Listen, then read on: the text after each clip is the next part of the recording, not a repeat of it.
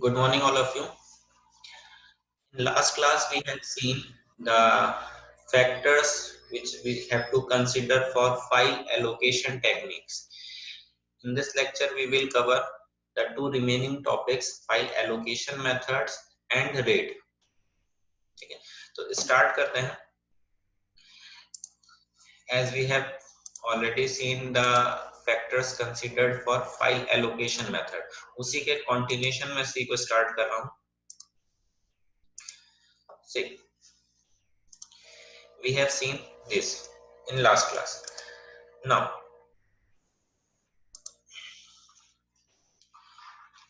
the topic is file allocation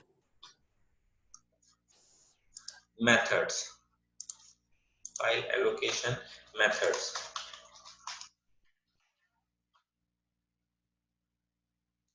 Okay, there are basically three types of methods. First is contiguous allocation.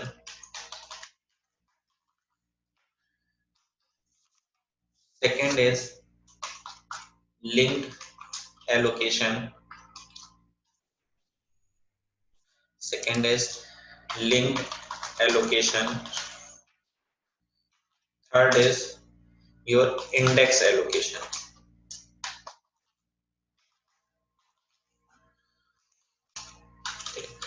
Start करते हैं from the first one, continuous allocation. Continuous allocation में जैसा नाम बता रहा है इसका आपका कॉन्टिन्यूस, यहाँ पर जो भी हमारा मेमोरी में फाइल्स स्टोर होगी वो कॉन्टिन्यूस ब्लॉक्स में सेव होगी. तो first point in this, in case of continuous memory, each file is occupied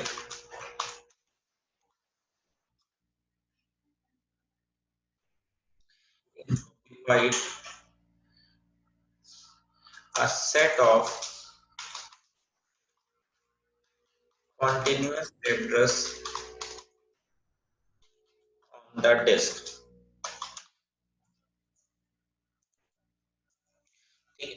मतलब जो भी हमारी फाइल सेव होगी तो वो कॉन्टिन्यूअस ब्लॉक्स में सेव होगी सेकेंडरी स्टोरेज में.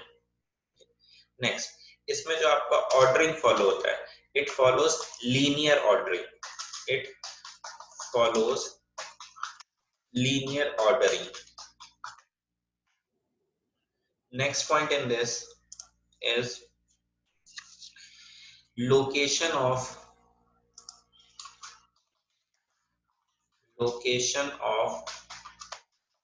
file is defined by the disk address of the first block only, of the first block and its length. किसी फाइल को डिस्क में लोकेट करने के लिए हमारे पास सिर्फ दो ही इंफॉर्मेशन है, फाइल का फर्स्ट ब्लॉक एंड फाइल की लेंथ. That's it. ठीक है. Next point in this, it supports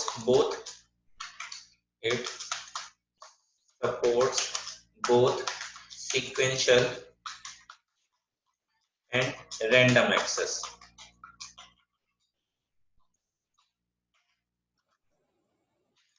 ये जो आपका मेथड है ये दोनों टेक्निक सपोर्ट करता है, सीक्वेंशियल और रैंडम. ठीक है. अब इसी का डायग्राम रिप्रेजेंटेशन के थ्रू इसको और डिटेल में समझते हैं.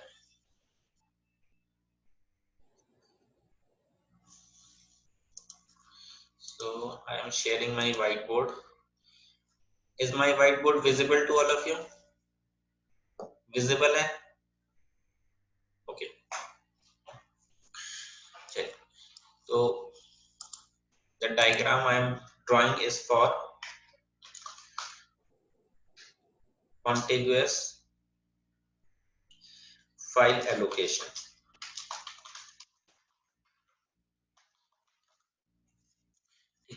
कॉन्टिग्यूअस फाइल एलोकेशन में क्या बताया,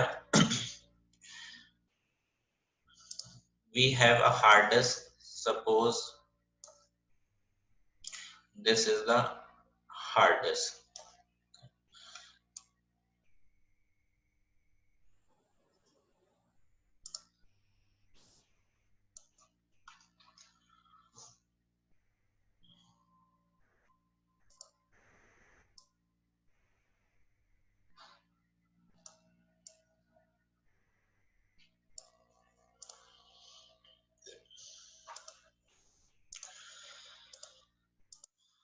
Suppose this is the hard disk and we are having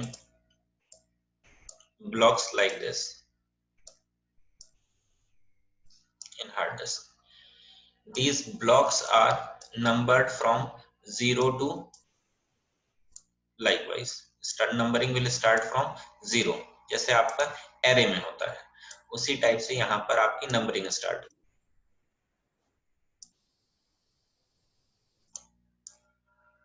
ये सारे ब्लॉक्स जो होंगे ये आपके इक्वल साइज के होंगे, जैसे हमने अभी तक बाकी आपकी टेक्निक्स में देखा। ठीक है, तो all blocks are of equal size. इस टाइप का कुछ आपका सीन है। अब सपोज मैं यहाँ पर नंबरिंग और डाल देता हूँ। This is block number 0, block number 1, 2, 3, 4, 5, 6, 7, 8, 9, 10, 11,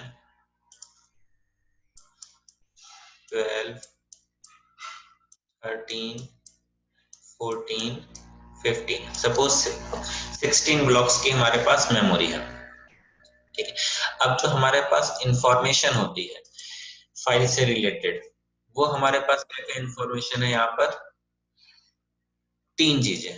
in file directory system we are having 3 information. 3 information है। First is file name, second is your starting address and third is your length of the file. So जो हमारा directory structure है, suppose this is the directory.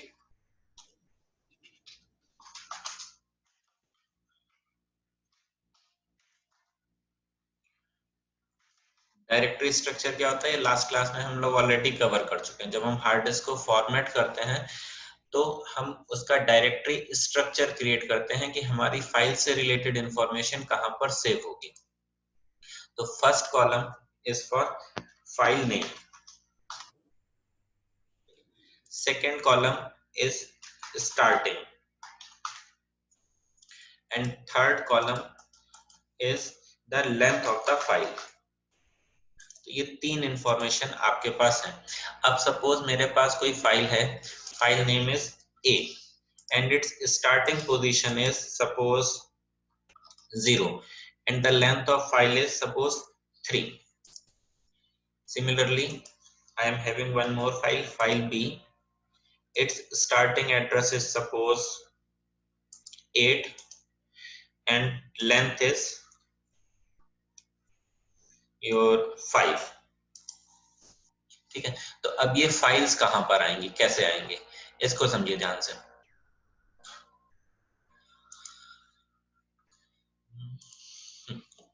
File ए का starting position क्या है, 0, मतलब ये वाला this is the starting position of file A. This is the starting position of file A. कितने लेंथ है इसकी, 3, मतलब 3 ब्लॉक्स। तो फाइल ए क्या लोकेशन क्या हुआ, first block, second block, third block. तो ये आपकी टोटल मेमोरी में हुई file A. This is file A in the memory.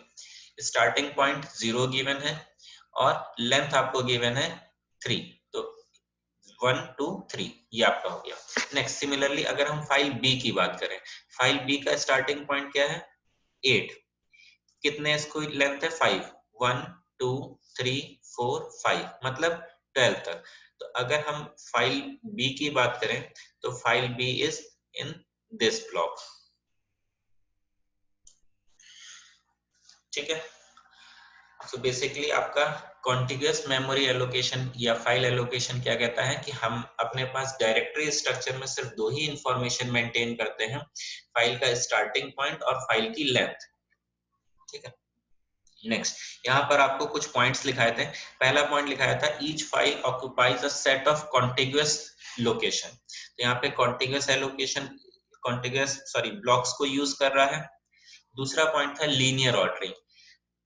आपका वही चीज है, उसी चीज को हमने यहाँ पर एक दूसरे टर्म में बोला है, लीनियर ऑर्डरिंग। यहाँ पर आपकी फाइल्स की जो ऑर्डरिंग होगी वो लीनियर वे में होगी। नेक्स्ट, फाइल जो हमारी डिफाइन होगी वो स्टार्टिंग ब्लॉक और लेंथ से डिफाइन होगी। यहाँ पर हम दोनों तरह से फाइल को एक्सेस कर सकते हैं, sequential as well as random. Sequential access करने के लिए क्या है, जब भी हमारा ऑपरेटिंग सिस्टम कोई फाइल को एक्सेस करता है तो उसके पास लास्ट एड्रेस जो उसने एक्सेस किया था वो रिकॉर्डेड होता है। तो अगर उसको अगली फाइल एक्सेस करनी है तो वो उसी से कॉन्टिन्यूस भी एक्सेस कर सकता है। तो सीक्वेंशियल एक्सेस ऐसे हुआ। और अगर पर्टिकुलरली रैंडम एक्सेस की बात करें तो सपोज मुझे जो फाइल बी है, बी का थर्ड ब्लॉक एक्सेस करना है, तो हमने क्या किया, स्टार्टिंग एड्रेस पे +3, मतलब टोटल हो गया हमारा 8 + 3 इज योर 11। ठीक है, 11 इंडेक्सिंग स्टार्ट हुई थी हमारी 0 से, तो -1 दिस इज 10। तो मतलब 10th वाला जो ब्लॉक है वो हमारा फाइल बी के लिए है। This is the third block of file B.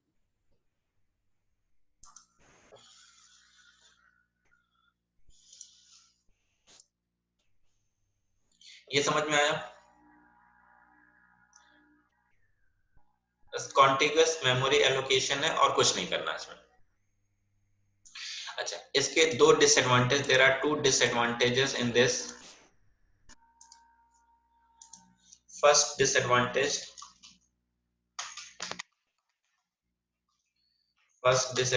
Is finding the space for new file. अगर हमारे पास जो डिस्क ब्लॉक है उतना स्पेस अवेलेबल नहीं है, क्योंकि हम यहाँ पे कॉन्टिग्यूअस मेमोरी स्पेस की बात कर रहे हैं, तो this is a problem to find the contiguous space for new file. Finding contiguous space for new file. Second disadvantage, it suffers from external fragmentation.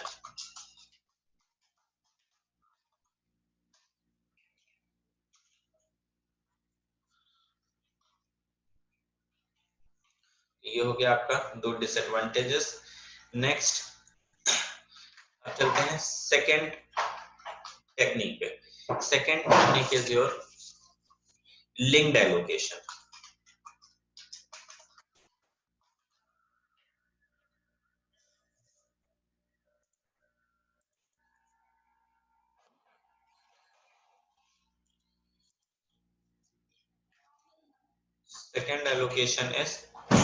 Second technique is linked allocation.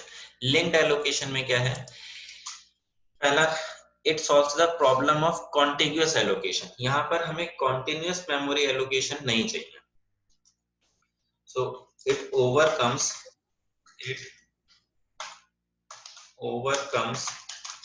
from the problem of contiguous allocation. Next, यहाँ पर आपकी जो भी file है, each file is linked in the form of link list. जो आपने link list data structure पढ़ा है कुछ उसी की तरह से। तो second point is each file is a linked list of disk blocks. Next point, in this it also overcomes the problem of external fragmentation. No external fragmentation.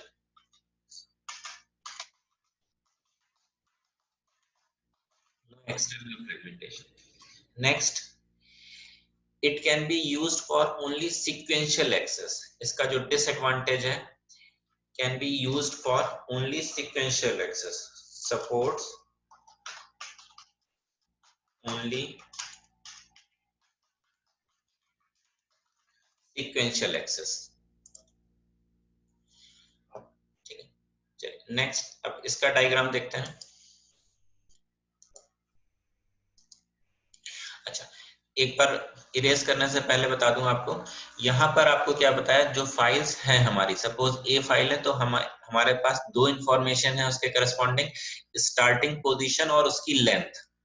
ठीक है, कहां से फाइल हमारी स्टार्ट हो रही है और कितने ब्लॉक्स में वो फाइल हमारी डिस्ट्रीब्यूट हुई है या डिवाइड हुई है। नेक्स्ट, जो हमारा लिंक्ड एलोकेशन है, नेक्स्ट टॉपिक जो लिंक्ड एलोकेशन है, उसमें हमारे पास दो इंफॉर्मेशन, सॉरी तीन इंफॉर्मेशन इसी तरह से हैं।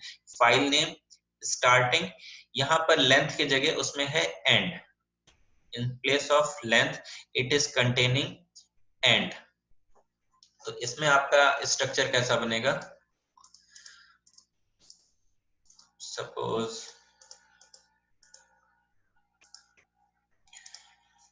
This is our disc.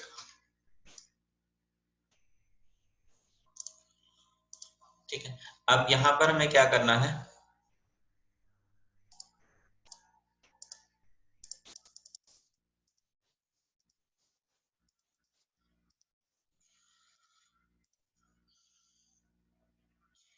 जो फाइल हमारे पास है उसका हमारे पास सिर्फ स्टार्टिंग पॉइंट रहेगा और हमारे पास उसका एंड रहेगा। We are having end starting. Suppose file A हमारी स्टार्ट हुई 0 से एंड हो रही है फाइल 3 पे। This is the starting point, starting point हमने बता दिया, यहाँ पर 0 हमारा ये स्टार्टिंग पॉइंट है फाइल का। ठीक है, अब इट माइट बी पॉसिबल कि जो फाइल थी वो 5 ब्लॉक्स की फाइल थी, उसको 5 ब्लॉक्स चाहिए थे, तो 0 के बाद हो सकता है इट में contain information in 4th block, 4th के बाद सपोज उसने जो इंफॉर्मेशन रखी है वो 9th में रखी है, 9th के बाद सपोज 13 में, देन सपोज 6 में, एंड लास्ट इज 3rd। तो टोटल कितने ब्लॉक्स हैं, 5, 1 2 3 4 5 6, सॉरी 6, टोटल 6 ब्लॉक्स हुए। फाइल की स्टार्ट पोजीशन है 0 एंड एंड पोजीशन है 3।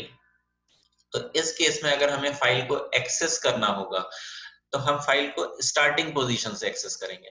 जितने ब्लॉक्स पे जाना है स्टार्टिंग पोजीशन पे पहुंचने के बाद उतने ब्लॉक्स को स्किप करेंगे, जैसे लिंक लिस्ट में होता है। यहाँ पर डिसएडवांटेज ये है, यहाँ पर हम रैंडम एक्सेस नहीं कर सकते। सपोज मुझे फाइल ए के 3rd ब्लॉक पे जाना है, तो फाइल ए के 3rd ब्लॉक पे जाने के लिए यहाँ पर कोई इंफॉर्मेशन नहीं है, हमारे पास सिर्फ स्टार्टिंग एड्रेस है, हम स्टार्टिंग पे पहुंचे। अब नेक्स्ट एड्रेस हमें ट्रेवल करना पड़ेगा, फिर हमें नेक्स्ट एड्रेस ट्रेवर्स करना पड़ेगा, तब हम 3rd ब्लॉक पर आएंगे। तो यहाँ पर आपका ऐसा कोई रैंडम एक्सेस सपोर्ट नहीं करता।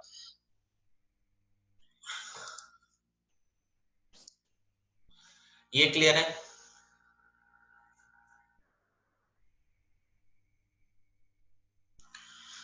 ओके, एक चीज और, मैं यहाँ पर आपको परमिशन दे रहा हूँ, यू कैन अनम्यूट योरसेल्फ, अगर आपको कोई डाउट होता है तो यहाँ पे आप पूछ लीजिएगा। चलिए, लास्ट जो आपका डिस्क एलोकेशन मेथड है, सर एक बार फिर बता दीजिएगा वो कौन सा, ये लिंक्ड वाला। सर लास्ट वाला सर जो डायरेक्टरी स्ट्रक्चर था सर, वो सर फिर से बता दीजिए सर, जो अभी आपने बताया था। ओके ओके, एक सेकंड बताओ।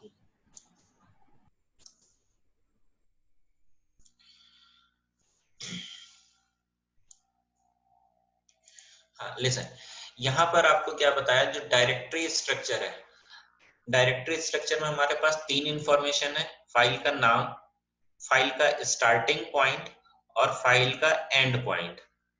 ठीक है, हमारे पास ये सपोज हार्ड डिस्क है, हार्ड डिस्क में हमारे पास 16 ब्लॉक्स हैं, 0 से लेके 15 तक, कॉन्टिन्यूअस नंबरिंग है हमारी।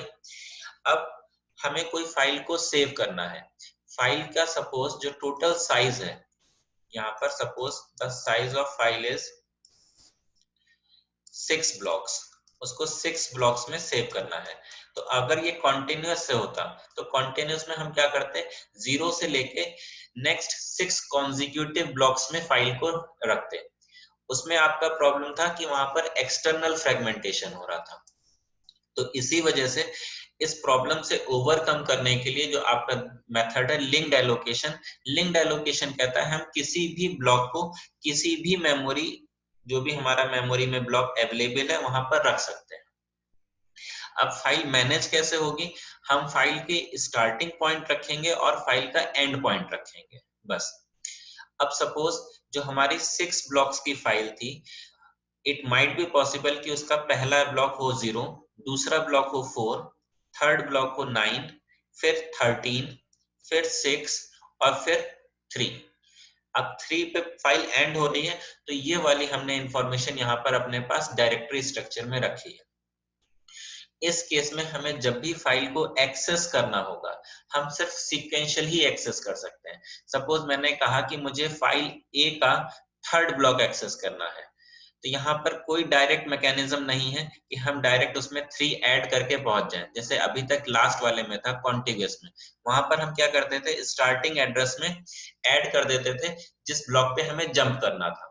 तो यहाँ पर ये फ्लेक्सिबिलिटी नहीं है। अगर हम 0 में 3 ऐड कर देंगे तो हमारा हो गया, आपका नंबर हो गया 3, ठीक है। तो 3 आपका थर्ड ब्लॉक नहीं है फाइल का, 3 तो आपका एंड ऑफ फाइल है। इट माइट बी पॉसिबल कि ये उस फाइल में एग्जिस्ट ही ना करता हो। तो इसलिए यहाँ पर जो इंफॉर्मेशन हमने रखी, जो भी ब्लॉक हमें फ्री मिलता गया उसकी इंफॉर्मेशन रखते गए, और अगला ब्लॉक किस उस पे सेव है इसकी इंफॉर्मेशन प्रीवियस ब्लॉक के साथ में ऐड कर दिया, जैसा हम लोग लिंक लिस्ट में करते हैं ट्रैवर्सिंग के लिए। लीनियर लिंक लिस्ट क्या कहता है कि आपका जो भी नेक्स्ट नोड है उसमें आपकी इंफॉर्मेशन रहेगी, सॉरी जो भी आपका करंट नोड है उसमें इंफॉर्मेशन होगी कि प्रीवियस नोड हमारा कौन सा था या नेक्स्ट नोड कौन सा था।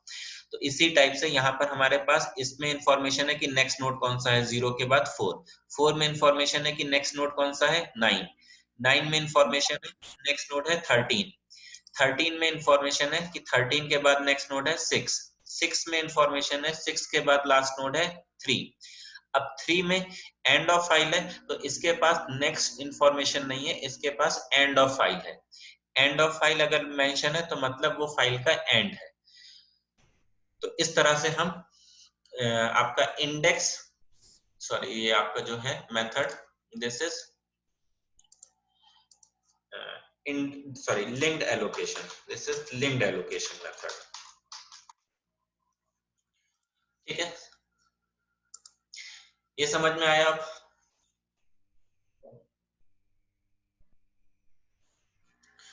चलिए लास्ट टॉपिक इसका आपका फाइल एलोकेशन मेथड का, that is index allocation.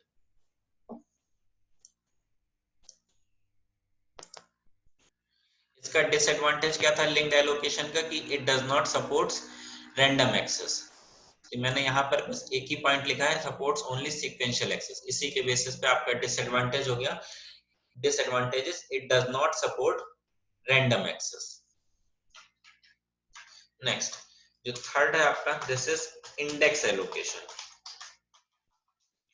Index allocation क्या कहता है कि हम यहाँ पर अपनी फाइल की इंफॉर्मेशन एक इंडेक्स बना के स्टोर करेंगे, रैंडमली तो रखेंगे, मगर we will solve the problem of linked allocation. Linked allocation में क्या हो रहा था, हम यहाँ पर सिर्फ सीक्वेंशियल एक्सेस कर पा रहे थे। तो इस प्रॉब्लम को सॉल्व करते हुए हमारा जो नेक्स्ट मेथड है दैट इज आपका index allocation. It is similar to linked allocation, linked allocation से जैसा है, and solves the problem of random access,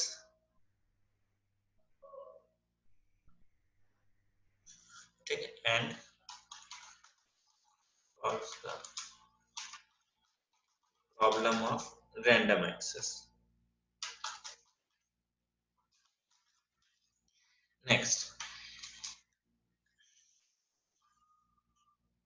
next point इसमें, in this all the pointers are brought together into one location, that is called, in this all the pointers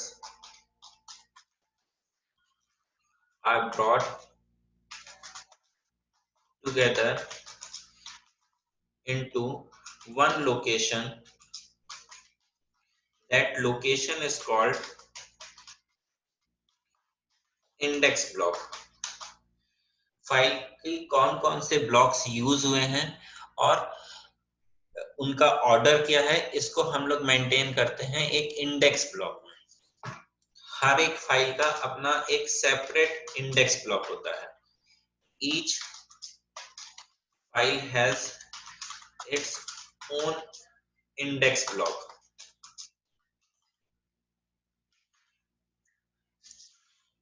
ठीक है, अब यहाँ पर आपका काम कैसे होगा उसको देखते हैं।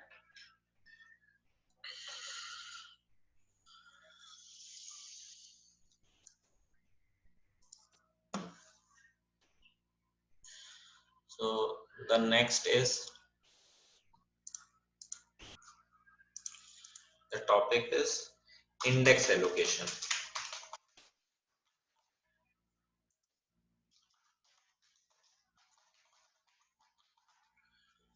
इंडेक्स एलोकेशन, ठीक है। इंडेक्स एलोकेशन में हमारे पास जो डायरेक्टरी स्ट्रक्चर में इंफॉर्मेशन होती है वो सिर्फ दो ही इंफॉर्मेशन है। We are having only two information. First is the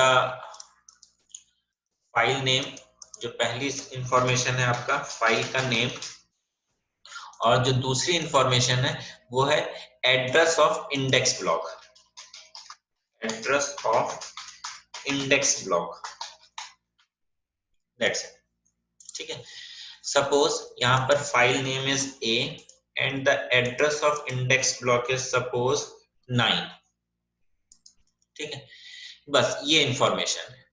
अब सपोज जो फाइल ए है वो 6 ब्लॉक्स की फाइल है, जैसा यहाँ पर मैंने अभी आपको दिखाया था एक एग्जांपल में।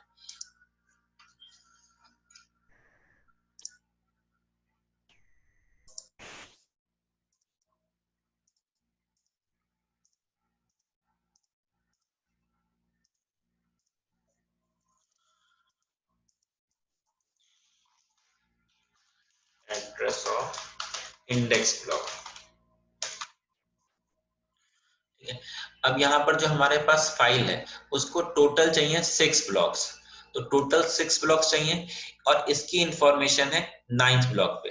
अब जो 9th ब्लॉक होगा, 9th ब्लॉक को सपोज इस तरह से हो सकता है कि फाइल को जो 6 ब्लॉक्स चाहिए थे वो रैंडमली कहीं पर भी हो सकते हैं, किसी भी ऑर्डर में। तो इट माइट बी पॉसिबल कि पहला ब्लॉक हमारा था 7, उसके बाद ब्लॉक था 0, फिर हमारा ब्लॉक यूज हुआ 12, फिर ब्लॉक यूज हुआ suppose 4, then we have use block 7 और इसके बाद सपोज ब्लॉक यूज किया 2। तो 6 ब्लॉक्स की फाइल है। तो यहाँ पर जो इंफॉर्मेशन है हमारे पास इंडेक्स ब्लॉक में, this is your index block का कंटेंट, ये आपका इंडेक्स ब्लॉक का कंटेंट हुआ। ठीक है, इंडेक्स ब्लॉक में क्या होगा, उन सारे ब्लॉक्स की इंफॉर्मेशन होगी उस ऑर्डर में जिस ऑर्डर में हमारे पास फाइल डिस्ट्रीब्यूट हुई है। तो पहला ब्लॉक था हमारा 7, दूसरा ब्लॉक था 0, तीसरा ब्लॉक था 12, फिर 4, फिर 7 और फिर 2, इस तरह से था। तो जब हम यहाँ पर पहुंचे, हमें फाइल ए को एक्सेस करना है, तो फाइल ए के लिए हमारे पास हम डायरेक्ट जाएंगे ब्लॉक नंबर 9 पे, जो हमारा इंडेक्स ब्लॉक है। इंडेक्स ब्लॉक में हमारे पास इंफॉर्मेशन है कि ये फाइल के कंटेंट किस किस ब्लॉक में लोडेड है। मतलब इससे 9 से हमारे पास रास्ता है, पाथ है 7 के लिए, 9 से we are having path for 0, similarly 12, similarly 4 and 7 में रिपीट कर गया। चलिए इसको कर लेते हैं सपोज 8, 9 के बाद 8 एंड 9 से हम मूव कर सकते हैं 2 पे। तो हमारी जो फाइल 6 ब्लॉक्स में लोडेड है वो 6 ब्लॉक्स कौन कौन से हैं और किस ऑर्डर में है, वो इंफॉर्मेशन यहाँ पर हमने इंडेक्स ब्लॉक में रखी हुई है। अब ये रैंडम एक्सेस सपोर्ट करता है। रैंडम एक्सेस कैसे सपोर्ट कर रहा है, सपोज मैंने कहा मुझे फाइल ए के 3rd ब्लॉक पे जाना है, तो सबसे पहला एक्सेस जो हमारा होगा वो तो इंडेक्स ब्लॉक पे होगा। मतलब हम यहाँ पे डायरेक्टरी स्ट्रक्चर में गए, यहाँ पर देखा कि इंडेक्स ब्लॉक क्या है, 9 है, 9 ब्लॉक पे आ गए। 9 ब्लॉक पे आने के बाद अब हमें कौन सा ब्लॉक चाहिए, सेकेंड ब्लॉक। तो डायरेक्टली हमने इंडेक्स ब्लॉक पे देखा कि कौन सा सेकेंड ब्लॉक किस पर्टिकुलर ब्लॉक में लोडेड है। तो सेकेंड ब्लॉक है हमारा 0 लोकेशन पे, तो हम डायरेक्ट यहां से 0 पे मूव कर गए। This is how it supports random access. Any question? That's it with the index allocation. कोई क्वेश्चन हो तो क्वेश्चन कर लीजिए। You can unmute yourself.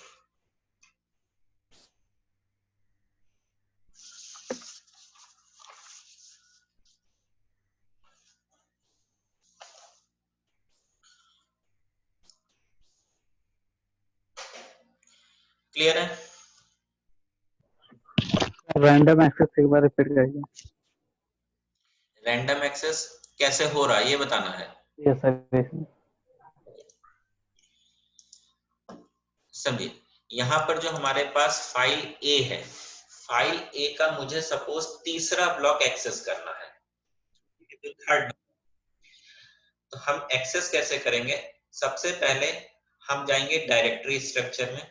Directory structure में हमारे पास दो इंफॉर्मेशन थी। हमने सर्च किया फाइल ए, फाइल ए मिली।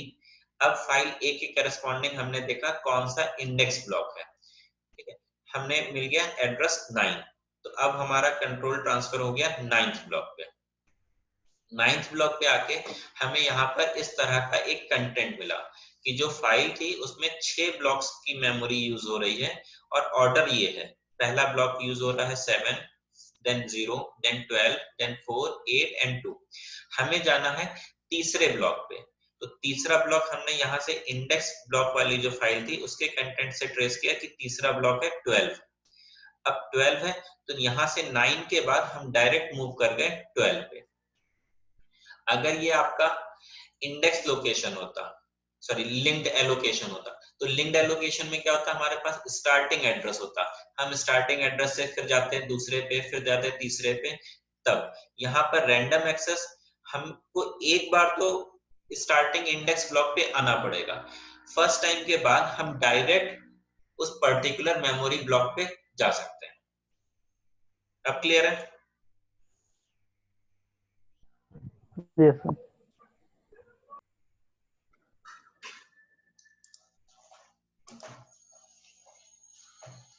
चलिए, that's it with the file allocation. अब एक बहुत इंटरेस्टिंग टॉपिक है आपका रेट। सेमेस्टर एग्जाम में ज्यादातर पूछा जाता है, ठीक है। मैं यहाँ पर आपको बहुत ज्यादा डिटेल में लिखाऊंगा नहीं, इस पे पॉइंट्स नहीं दूंगा, मगर हाँ आपको पूरा आइडिया दूंगा, ठीक है, with the help of diagrams. कुछ मेन पॉइंट्स डिस्कस करेंगे, बाकी थ्योरेटिकल आप नोट से कवर करिएगा इसको। Next topic which we are going to study is RAID।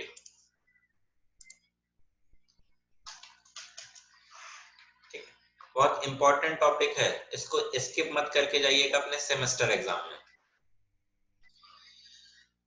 अब RAID का पर्पस क्या है? पहले तो इसका full form, it stands for redundant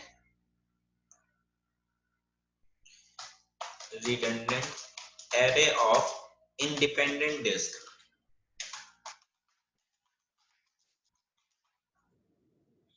It stands for redundant array of independent disk। इसका पर्पस क्या है? बेसिकली हम लोग जो डेटा सेव करते हैं ऑर्गेनाइजेशंस में, जो हमारा डेटा सेव होता है वो डेटा बहुत इंपॉर्टेंट है।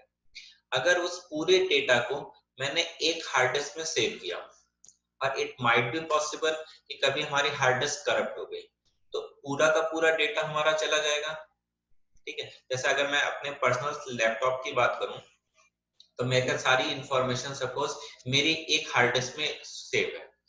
अब due to any reason, hardware failure या कुछ पावर फ्लक्चुएशन या कुछ वेदर कंडीशन की वजह से मेरी हार्ड डिस्क खराब हो गई, तो उस केस में मेरी हार्ड डिस्क में जितना डेटा था वो पूरा का पूरा डेटा लॉस हो गया।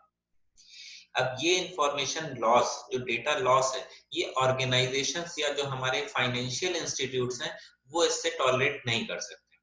तो उसके लिए वो यहाँ पर कुछ फॉल्ट टॉलरेंट अप्रोच यूज करते हैं। तो रेड आपका एक इसी तरह का फॉल्ट टॉलरेंट अप्रोच है कि अगर हमारी एक हार्ड डिस्क फेल हो जाए, ठीक है, जो हमारा प्राइमरी स्टोरेज है वो फेल हो जाए, तो हम अपने डेटा को कैसे रिकवर कर सकते हैं, उसके लिए आपका ये टॉपिक है रेड। रेड में हम बेसिकली क्या कर रहे हैं, अब हम यहाँ पर एक हार्ड डिस्क का यूज नहीं करेंगे, हम यहाँ पर मल्टीपल हार्ड डिस्क का यूज करेंगे। नंबर्स आपके चेंज होते रहेंगे, किसी में 2, किसी में 4, वो अभी जब हम आपको रेड के लेवल्स पढ़ाएंगे वहां पर डिस्कस करेंगे।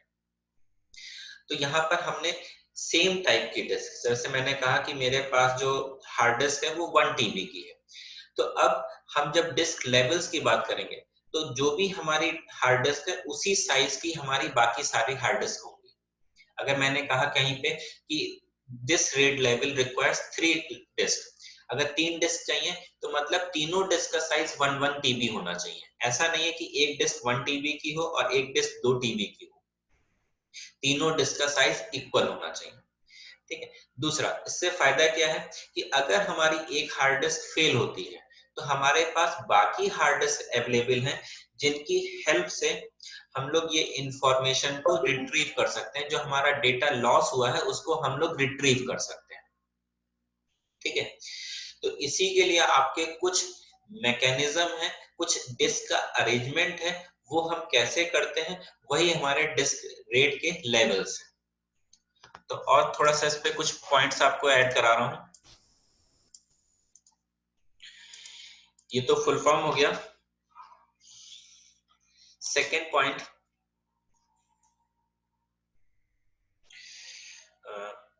It prevents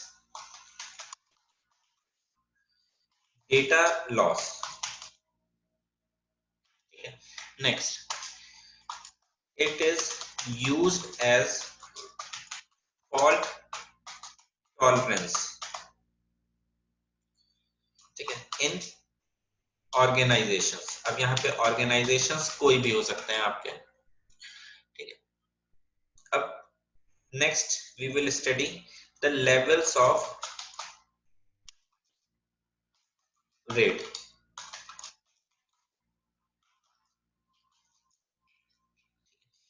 first level is called RAID 0, ठीक है। इसको हम कहते क्या है, this is also called striping. इसका मतलब यहाँ पर जो हमारा डेटा है वो मल्टीपल डिस्क में स्टोर होता है। Data is striped across multiple disk. कैसे होता है भी बता रहा हूं, ठीक है। रेड 0 जो है ये आपका फॉल्ट टॉलरेंस प्रोवाइड नहीं करता। This does not, it does not provide fault tolerance.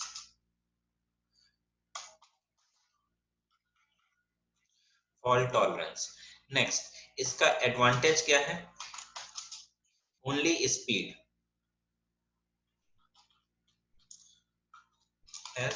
Maximum speed.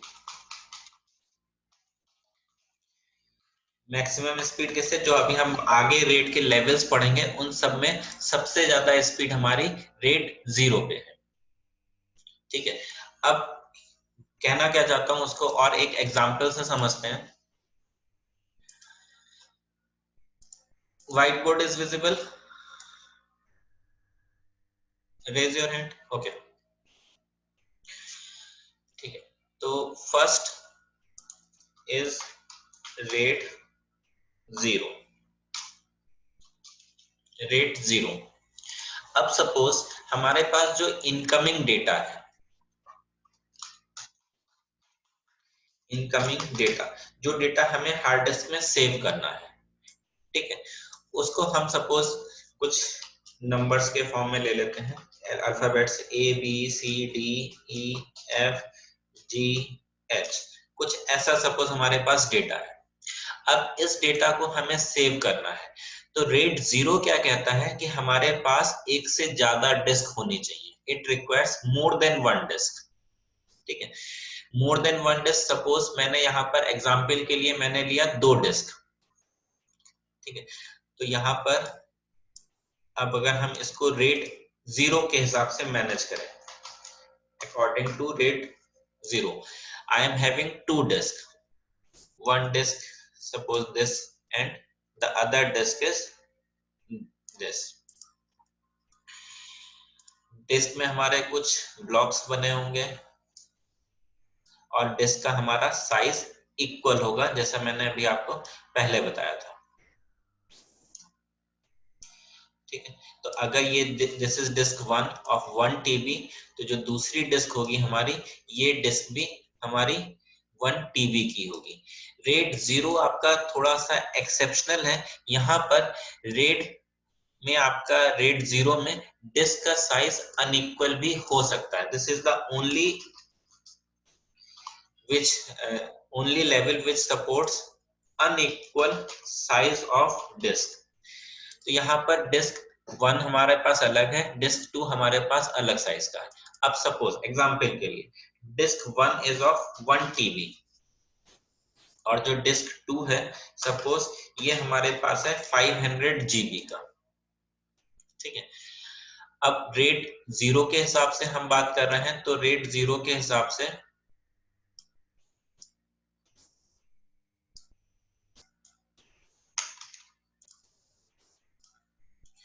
इससे हम ये दोनों डिस्क को एक्सेस कर सकते हैं। अब जब डेटा ए आया तो डेटा ए को हमें राइट करना है, तो हमने सपोज ए को राइट कर दिया यहाँ पर डिस्क 1 के पहले ब्लॉक में। बी आया, बी को हमने राइट किया सेकेंड में। सी आया, सी को फर्स्ट में। डी आया, डी को नेक्स्ट में। Then E, then F, then G and then H likewise. तो यहाँ पर हमारे पास जिस हिसाब से डेटा आया उसको हम लोगों ने 2 या 2 से ज्यादा जितने भी हमारे पास डिस्क हैं, हर एक डिस्क में एक एक करके एंटर करते चले गए। Disk 1, disk 2, disk 3, disk 4 likewise. जब लास्ट डिस्क पे पहुंच गए तब फिर स्टार्टिंग पे आए पहली डिस्क पे। अगर कोई डिस्क फुल हो गई, जैसे इस केस में सपोज मान लेते हैं कि डिस्क 2 फुल हो गई, तो डिस्क 1 के बाद हम डायरेक्ट मूव कर जाएंगे डिस्क 3 पे। अब यहाँ पर जैसा मैंने आपको स्टार्टिंग में बताया कि रेट का पर्पस होता है हमारा बैकअप के लिए। ठीक है, कि हमारा कोई डेटा लॉस ना हो, हम अपनी इंफॉर्मेशन को डुप्लीकेट करके सेव कर रहे हैं। रेट 0 में ये चीज नहीं होती, इसीलिए इसमें आपको पहला पॉइंट जो लिखाया था that was it has no fault tolerance, कि अगर हमारे पास डिस्क 1 सपोज क्रैश हो गई, पहली हार्ड डिस्क क्रैश हो गई, तो इसमें जितना डेटा है उसको हम कहीं से भी रिकवर नहीं कर सकते। ठीक है, सिमिलरली अगर डिस्क 2 क्रैश हो गई तो डिस्क 2 का जो डेटा है वो डेटा लॉस हो जाएगा। अब जब यहाँ पर हमारा डेटा सेफ नहीं है तो इस रेट 0 को यूज करने का पर्पस क्या है? डिस्क 0 को यूज करने का रेट 0 को यूज करने का पर्पस है आपका स्पीड। अभी तक हम लोग जो डिस्क कंट्रोलर यूज करते थे, अगर एक डिस्क होती तो एक डिस्क कंट्रोलर होता। अब यहाँ पर 2 डिस्क हैं तो 2 डिस्क कंट्रोलर पैरेलली वर्क कर रहे हैं। तो यहाँ पर हमारा जो डेटा रीड और राइट का प्रोसेस है वो स्पीड अप हो गया। ठीक है, तो यहाँ पर इसका एडवांटेज जो मैंने अभी आपको लिखाया था पॉइंट में, पहला पॉइंट था कि data is striped across multiple disk. Multiple disk में हमारा डेटा शिफ्ट मतलब राइट हो रहा है। It does not provide fault tolerance, अगर कोई भी डिस्क हमारी फेल हुई तो वहां का डेटा हमारा लॉस हो जाएगा। एडवांटेज ये है कि इस केस में जितनी डिस्क होंगी उतनी सारी डिस्क का की वजह से हमारे पास स्पीड ज्यादा होगी, क्योंकि उतने हमारे पास डिस्क कंट्रोलर होंगे। ठीक है, एक और पॉइंट यहाँ पर इस डायग्राम में, अब सिस्टम को क्या पता है कि हमारे पास कितनी हार्ड डिस्क है? सिस्टम को पता है कि मतलब processor knows we are having only 1 hard disk, और उस हार्ड डिस्क का साइज कितना है? जितनी भी हमारी डिस्क है उनका टोटल साइज। मतलब इस केस में इस एग्जांपल में 1.5 TB 1.5 टीबी इस केस में हमारा टोटल साइज हुआ। ये समझ में आया? जो डेटा था वो जितनी भी डिस्क होंगी उतनी सारी डिस्क में हमारा स्कैटर्ड होगा। ठीक है, हमेशा ऑर्डरिंग फॉलो होगी, पहले disk 1, then disk 2, then disk 3। अगर कोई डिस्क फुल हो गई है तब उस केस में हम उस बीच वाली डिस्क को स्किप कर देंगे। चलिए, तो this is red 0। Next is the red 1। अब रेड 1 क्या कहता है? यहां पर आपका एक्चुअल में डेटा डुप्लीकेशन अप्लाई होता है।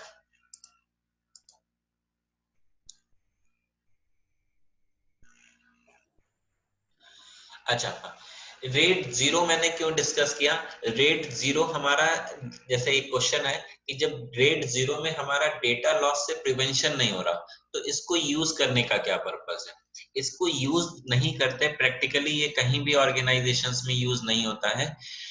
इसका कुछ कॉम्बिनेशन यूज होता है। अभी हम आगे कुछ लेवल्स और पढ़ेंगे, उसमें हम रेड 0 के साथ किसी और लेवल को मिला के उसको यूज करेंगे, इसलिए यहाँ पर हमने आपको रेड 0 बताया। और दूसरी चीज, अगर हम स्टैंड अलोन डेस्कटॉप से बात करें, सपोज मेरे पास एक डेस्कटॉप है और उसमें 3 हार्ड डिस्क लगी हैं, तो जो हमारा अरेंजमेंट होगा वो रेड 0 लेवल का होगा कि अगर हमारी 3 हार्ड डिस्क है, 3 में से कोई भी हार्ड डिस्क खराब हुई तो उस हार्ड डिस्क का डेटा चला जाएगा। मगर तीनों हार्ड डिस्क यूज तो हम कर पा रहे हैं एक टाइम पे। तो बाय डिफॉल्ट अगर हम ऑर्गेनाइजेशंस की बात ना करें, हम अपने पर्सनल लैपटॉप्स की बात करें, इन विच डेस्कटॉप्स की, in which we are having more than 1 secondary memory और हार्ड डिस्क, तो वहां पर जो आपका स्ट्रक्चर यूज होगा वो रेड 0 लेवल होगा।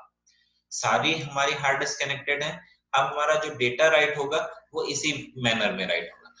कोई भी हमारा डेटा लॉस हुआ तब उस केस में वो पूरा का पूरा डेटा चला गया उस पर्टिकुलर हार्ड डिस्क का। चलिए नेक्स्ट पे मूव करते हैं। नेक्स्ट है आपका रेड लेवल 1।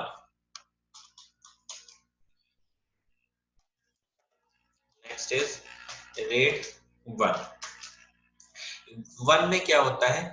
इसमें हम एक्चुअली मिररिंग करते हैं। मिररिंग मतलब यहाँ पर हम एग्जैक्टली कॉपी बनाते हैं। और डुप्लेक्सिंग,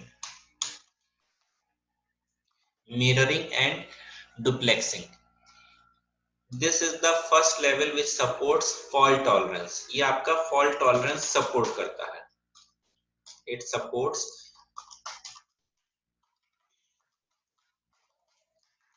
fault tolerance। नेक्स्ट, यहाँ पर आपका जो डेटा है वो डेटा एक से ज्यादा हार्ड डिस्क में या एक से ज्यादा डिस्क में आपका स्टोर होगा। Data is copied into more than 1 disk। इस केस में हमारा जो डेटा है वो मोर देन 1 डिस्क में कॉपी होगा। अब इसका एग्जांपल देखते हैं।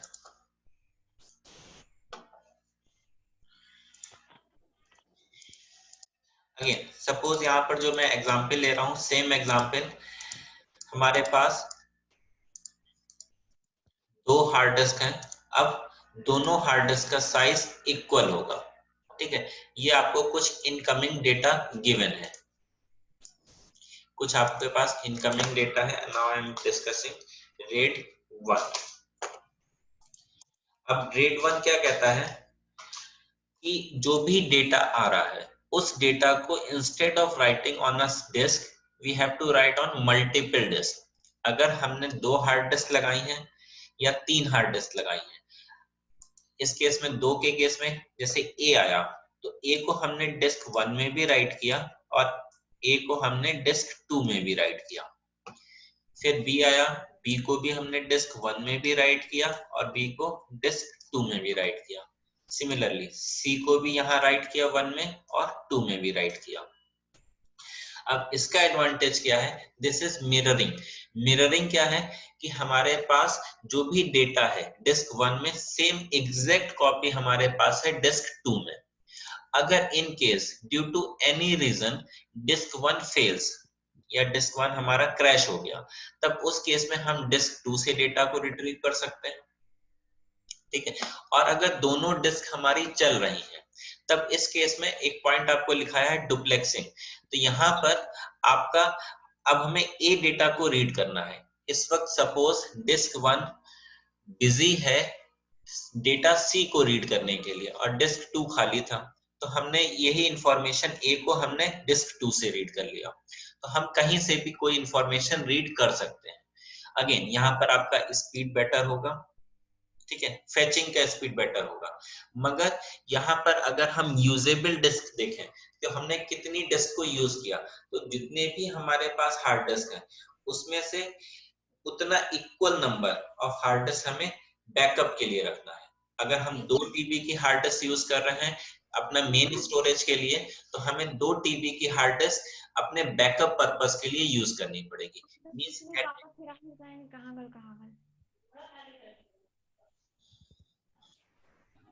सर हाँ नीलेश, सर अभी स्ट्रिपिंग में भी तो आप फर्स्ट पॉइंट यही लिखवाए थे कि वो मल्टीपल डिस्क पे जाता है। मल्टीपल डिस्क में जाता है, वहां पर एक एक करके जाता है। पहले ए आया तो वो डिस्क 1 में गया, जो अब अगला डेटा आएगा वो डिस्क 2 में जाएगा, जो नेक्स्ट डेटा आएगा वो डिस्क 3 में जाएगा। यहाँ पर एक ही डेटा जितनी भी डिस्क होंगी उतनी डिस्क में डिवाइड मतलब कॉपी होगा। जैसे ए आया तो ए हमारा डिस्क 1 में भी गया और डिस्क 2 में भी गया। तो जितनी होगी सब में जाएगा। हाँ सब में जाएगा। ठीक है, अब सपोज हमारे पास 3 डिस्क थी, तो हमारे पास यहाँ पर डिस्क 3 में भी गया, डिस्क 3 में बी भी गया, डिस्क 3 में सी भी गया। अब इसका फायदा ये है कि अगर डिस्क 1 भी हमारी क्रैश हो गई और डिस्क 2 भी क्रैश हो गई, तो हम डिस्क 3 से डेटा को रिकवर कर सकते हैं। ठीक है, अब अगेन जैसा रेड लेवल 1 में हमने देखा, रेड लेवल 1 में क्या है, हमारा स्टोरेज इफिशिएंटली यूज नहीं हो रहा। हम जितना साइज का डेटा अपने पास रख रहे थे उतने ही साइज का हम बैकअप स्टोरेज क्रिएट करके रख रहे हैं। ठीक है, दूसरा पॉइंट यहाँ पर आपका ये आपका फॉल्ट टॉलरेंस सपोर्ट कर रहा था कि अगर एक हार्ड डिस्क क्रैश हो गई तो हम दूसरी हार्ड डिस्क का यूज कर सकते हैं। अब सपोज मेरे पास 4 हार्ड डिस्क है, तो हमने 2 हार्ड डिस्क को यूज किया मेन स्टोरेज के लिए, 2 हार्ड डिस्क को यूज किया बैकअप पर्पस के लिए। ठीक है, अब जो भी डिस्क है वो इक्वल साइज की होनी चाहिए। यहाँ पर इस केस में अगर पहली डिस्क आपकी 1 टीबी की है जो मेन स्टोरेज है, तो उसके करस्पॉन्डिंग जो बैकअप के लिए होगा उसका साइज भी 1 टीबी होना चाहिए। तो ओवरऑल सिस्टम में हमने मेमोरी जो टोटल मेमोरी कैपेसिटी है वो तो ज्यादा इंस्टॉल करी है 5 जीबी या 10 जीबी, मगर हम यूज कितना कर पा रहे हैं उसका 50% या 50% से भी कम। अगर 3 हार्ड डिस्क है तब उस केस में ये आपका 33%। ठीक है, 4 हार्ड डिस्क है और आप स्पेस यूज कर रहे हो तो 50%। लाइकवाइज वो डिपेंड करेगा कि आप कितनी डिस्क को बैकअप के लिए यूज कर रहे हैं और कितनी डिस्क को मेन स्टोरेज के लिए यूज कर रहे हैं। लेवल 1 क्लियर है? कोई डाउट यहाँ पे?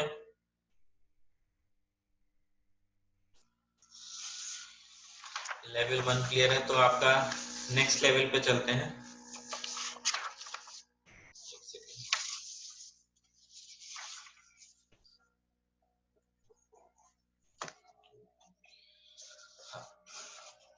नेक्स्ट लेवल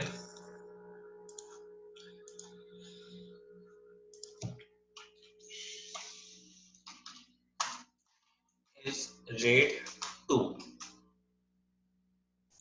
रेड 2 में क्या होता है, यहाँ पर बेसिकली हम लोग बैकअप नहीं रखते, हम लोग यहाँ पर कुछ एरर करेक्टिंग कोड रखते हैं। ठीक है, use error correcting code ECC, इसी को लिखा रहा हूं। It uses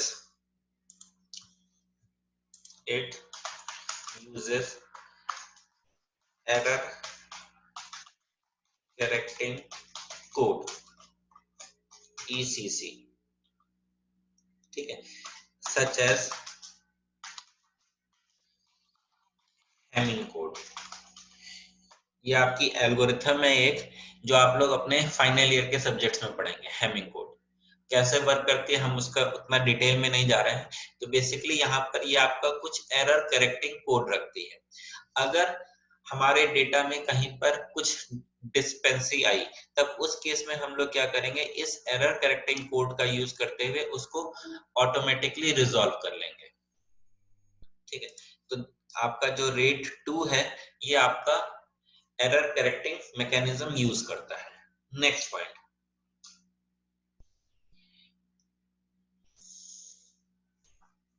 it uses, it requires, जो आपका रेट 2 है it requires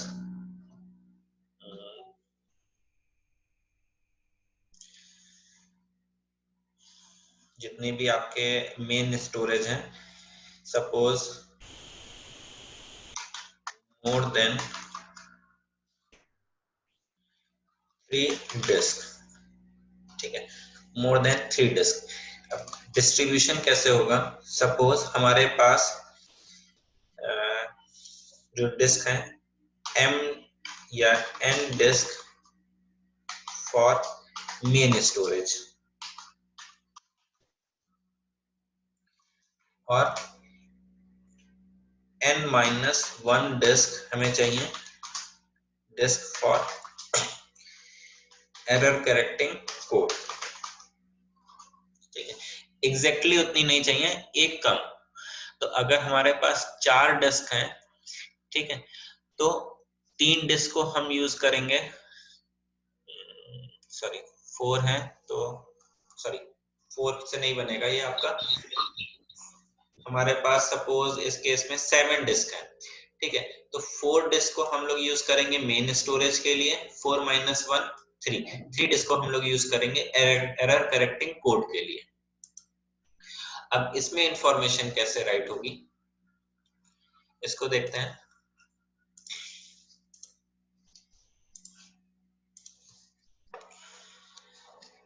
now rate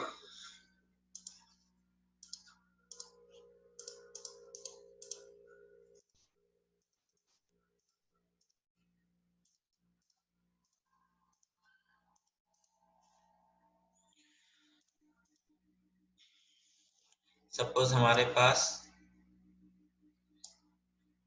total 5 disc है। ठीक है, 5 डिस्क है और ये आपके डिस्क के ब्लॉक्स हो गए।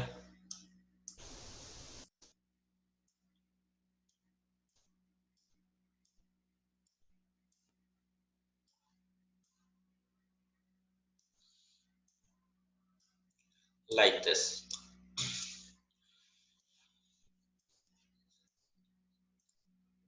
This is disk 1. This is your disk 2. This is your disk 3. This is your disk 4. And this is your disk 5.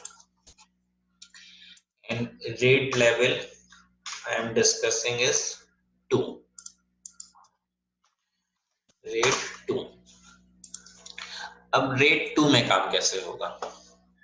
ठीक है, सपोज हमारे पास इनकमिंग डेटा यही था ABC, तो जो A आया, A को मैंने राइट किया यहाँ पर, ठीक, B आया, B को हमने राइट किया यहाँ पर, C आया, C को हमने राइट किया यहाँ पर।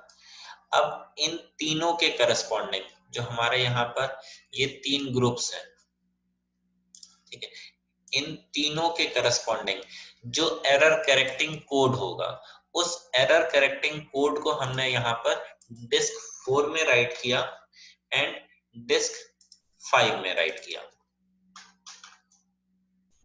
ठीक, सिमिलरली नेक्स्ट जो डेटा आया हमारे पास, सपोज नेक्स्ट डेटा जो है D E F। अब ये जो डेटा है इसके करस्पॉन्डिंग जो हमारा स्टोरेज होगा, जो एरर करेक्टिंग कोड होगा, वो हमारा आएगा यहाँ पर। ECC इन 3 ब्लॉक्स के करस्पॉन्डिंग इन 2 डिस्क में। तो अब इसका एडवांटेज क्या हुआ, इन केस सपोज हमारे सिस्टम में ये 3 मेन स्टोरेज के लिए यूज हो रही हैं और ये 2 हमारे बैकअप पर्पस के लिए यूज हो रहे हैं। तो एडवांटेज क्या मिला, जो अभी प्रीवियस स्कीम हम पढ़ रहे थे वहां पर जितना हम साइज मेन स्टोरेज के लिए यूज कर रहे थे उतनी ही साइज हमें बैकअप के लिए यूज करना था। तो यहाँ पर वो हमारा ड्रॉबैक ओवरकम हो गया, मेन स्टोरेज हमारा ज्यादा होगा और जो आपका बैकअप के लिए है वो आपका डिस्क का साइज कम होगा। दूसरा, अब सपोज डिस्क 1 हमारी फेल हो गई, तो डिस्क 1 फेल हो गई, हमारे पास डिस्क 2 और डिस्क 3 अवेलेबल है और डिस्क 4 और 5 में हमारे पास एरर करेक्टिंग कोड है। तो हमने किसी भी डिस्क से एरर करेक्टिंग कोड लिया और इस डेटा को रिकवर कर लिया, तो जो डिस्क 1 का डेटा था वो डेटा रिकवर हो जाएगा। ठीक है, सिमिलरली अगर डिस्क सी आपका स्पॉइल हुआ तो हम डिस्क सी के डेटा को रिकवर कर सकते हैं। ठीक है, अच्छा सॉरी रिकवर नहीं, हम इसको बस ये चेक करके बता सकते हैं कि ये डेटा हमारा कंसिस्टेंट है कि नहीं। यहाँ पर हमारा डेटा रिकवर एग्जैक्टली वैसा नहीं होगा। अगर हमारा ये वाला बी वाला सपोज डेटा लॉस हो गया किसी वजह से, हमारा डिस्क 2 स्पॉइल हुआ, तो हम इस एरर करेक्टिंग कोड से हम ये बता सकते हैं कि यहाँ पर डेटा मिसिंग है और उस डेटा को exactly 100% up to the mark हम उसको रिकवर नहीं कर सकते, कुछ आपका परसेंट यहाँ पर रिकवरी होगा बस। ठीक है, इसी चीज को ओवरकम करने के लिए जो हमारा नेक्स्ट मेथड है रेड लेवल 3, उसमें इस ड्रॉबैक को हमने ओवरकम किया। यहाँ पर हमने बस एक ही ड्रॉबैक को ओवरकम किया कि हम बैकअप पर्पस के लिए जो डिस्क यूज कर रहे थे उसका साइज 50% से कम हो गया, मतलब एग्जैक्ट साइज नहीं चाहिए मेन स्टोरेज के बराबर, उससे कम साइज चाहिए। ये समझ में आया? अच्छा एक चीज, अभी कोई क्लास है आप लोगों की? 10 बज रहा है। नहीं सर, पढ़ाते रहिए, कोई दिक्कत नहीं है। किसकी क्लास है आज? किसी की नहीं है सर, 1 बजे है मेरे ख्याल से सीधे। अच्छा चलिए सर हम लोग की है 11:30 से। ठीक है, उससे पहले खत्म हो जाएगा, 11 बजे तक में मैक्सिमम खत्म हो जाएगा। ये भाई मैं इसको कंटिन्यू कर रहा हूँ, ये आपका आज सिलेबस बाइंड अप हो जाएगा, बस ये लास्ट टॉपिक है जो मैं पढ़ा रहा हूँ। ओके, सेक्शन ए आप लोगों की क्लास है क्या?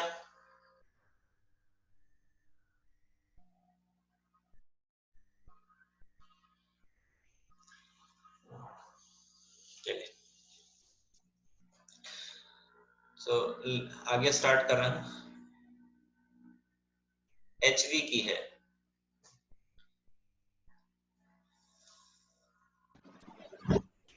सर 1 बजे हो गई है, चेंज हो गया। टाइम चेंज हो गया एचवी का। धर्मेंद्र सर लेते हैं ना शायद? हाँ सर 1 बजे करा दूंगा। एक बार आप लोग चेक कर लीजिए कि शायद टाइम चेंज किया है, कुछ लोगों ने मैसेज किया कि टाइम अभी एचवी की क्लास है, क्रॉस चेक कर लीजिए। अगर एचवी की क्लास है तो मैं इसको फिर पोस्टपोन करूंगा, शाम को रखूंगा, नहीं तो मैं अभी कंटिन्यू करके खत्म कर दूंगा सिलेबस।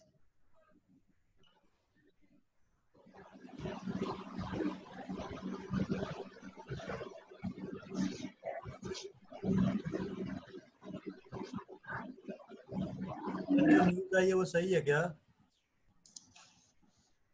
क्या चीज? तो हमने रेड लेवल 2 तक देख लिया।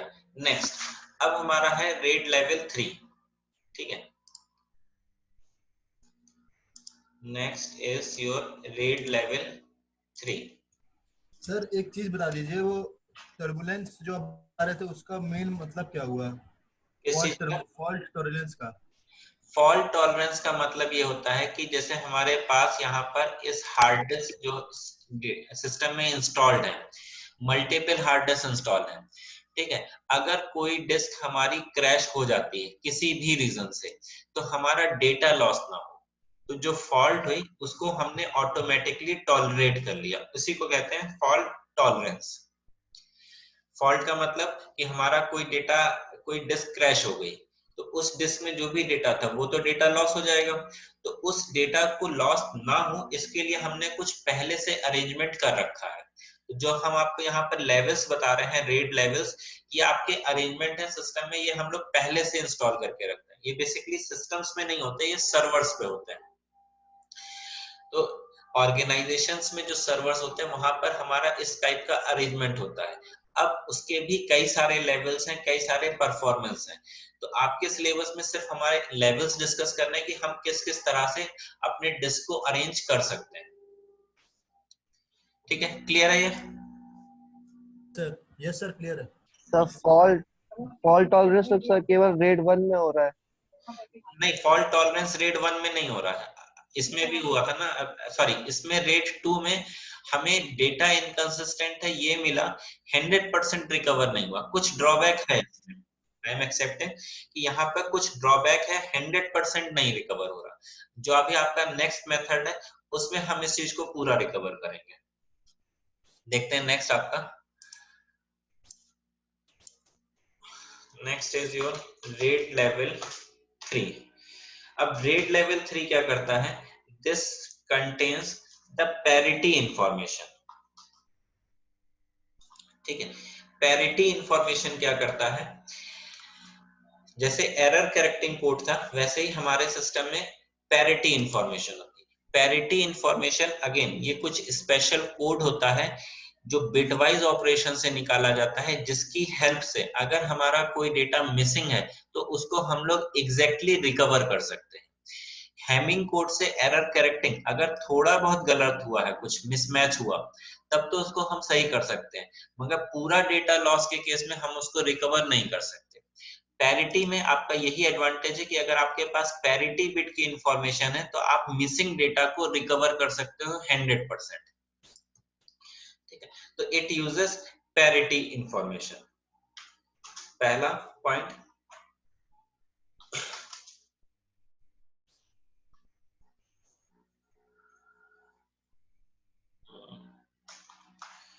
It uses parity bit for data recovery। ठीक है, अच्छा इसमें एक चीज है, दिस यूजेस बिट वाइज, यहाँ पर आपका ये बिट वाइज काम करता है। ठीक है, जो हमारी इंफॉर्मेशन है वो पूरी इंफॉर्मेशन एक ब्लॉक में नहीं जाएगी, एक डिस्क में नहीं जाएगी, यहाँ पर हमारा डिस्क वाइज होगा। इसको कैसे, अभी एग्जांपल देखते हैं।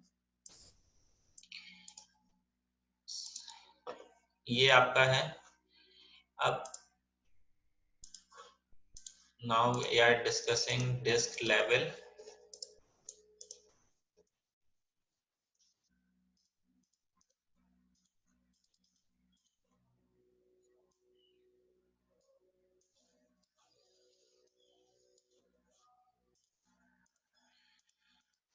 ठीक है, this is RAID level 3,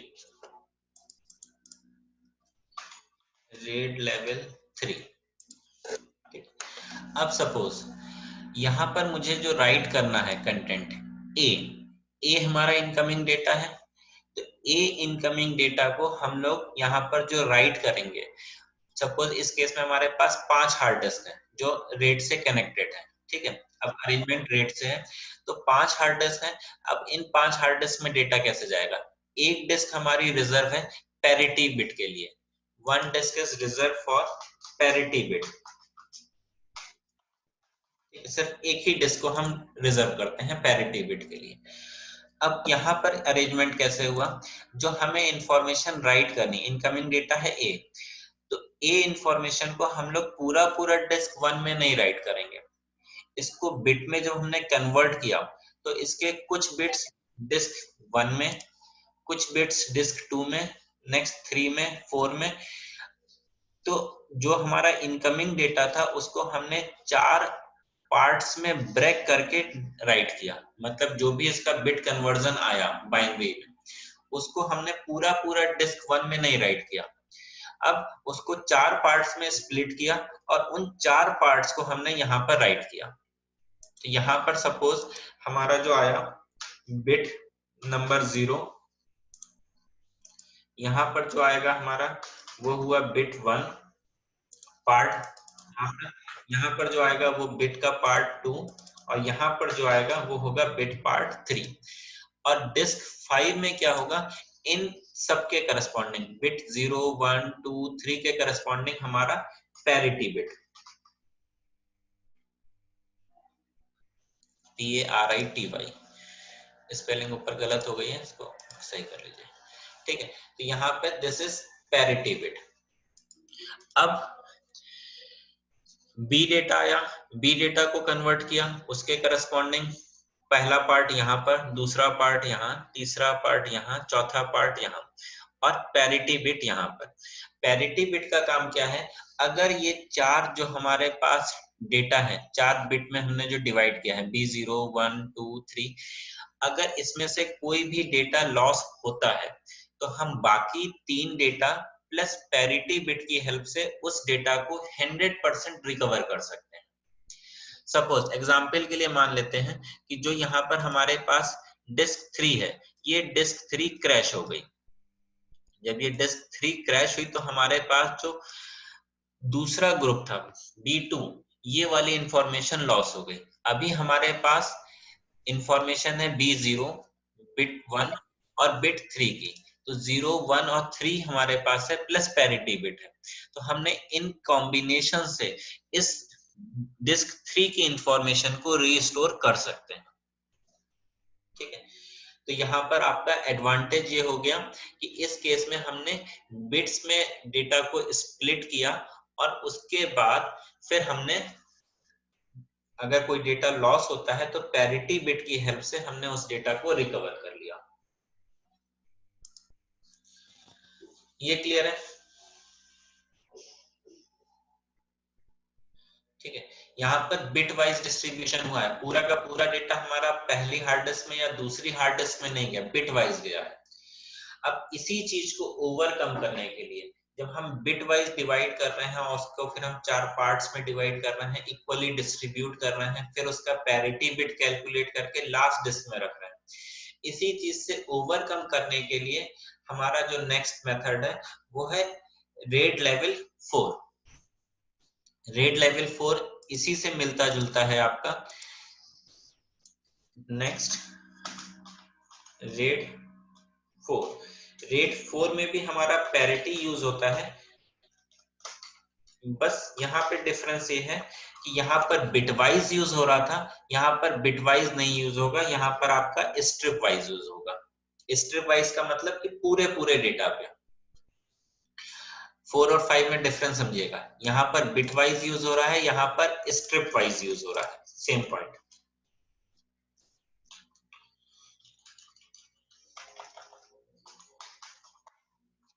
strip wise से क्या मतलब है, जो अभी मैंने एग्जांपल लिया उसी एग्जांपल में चलते हैं।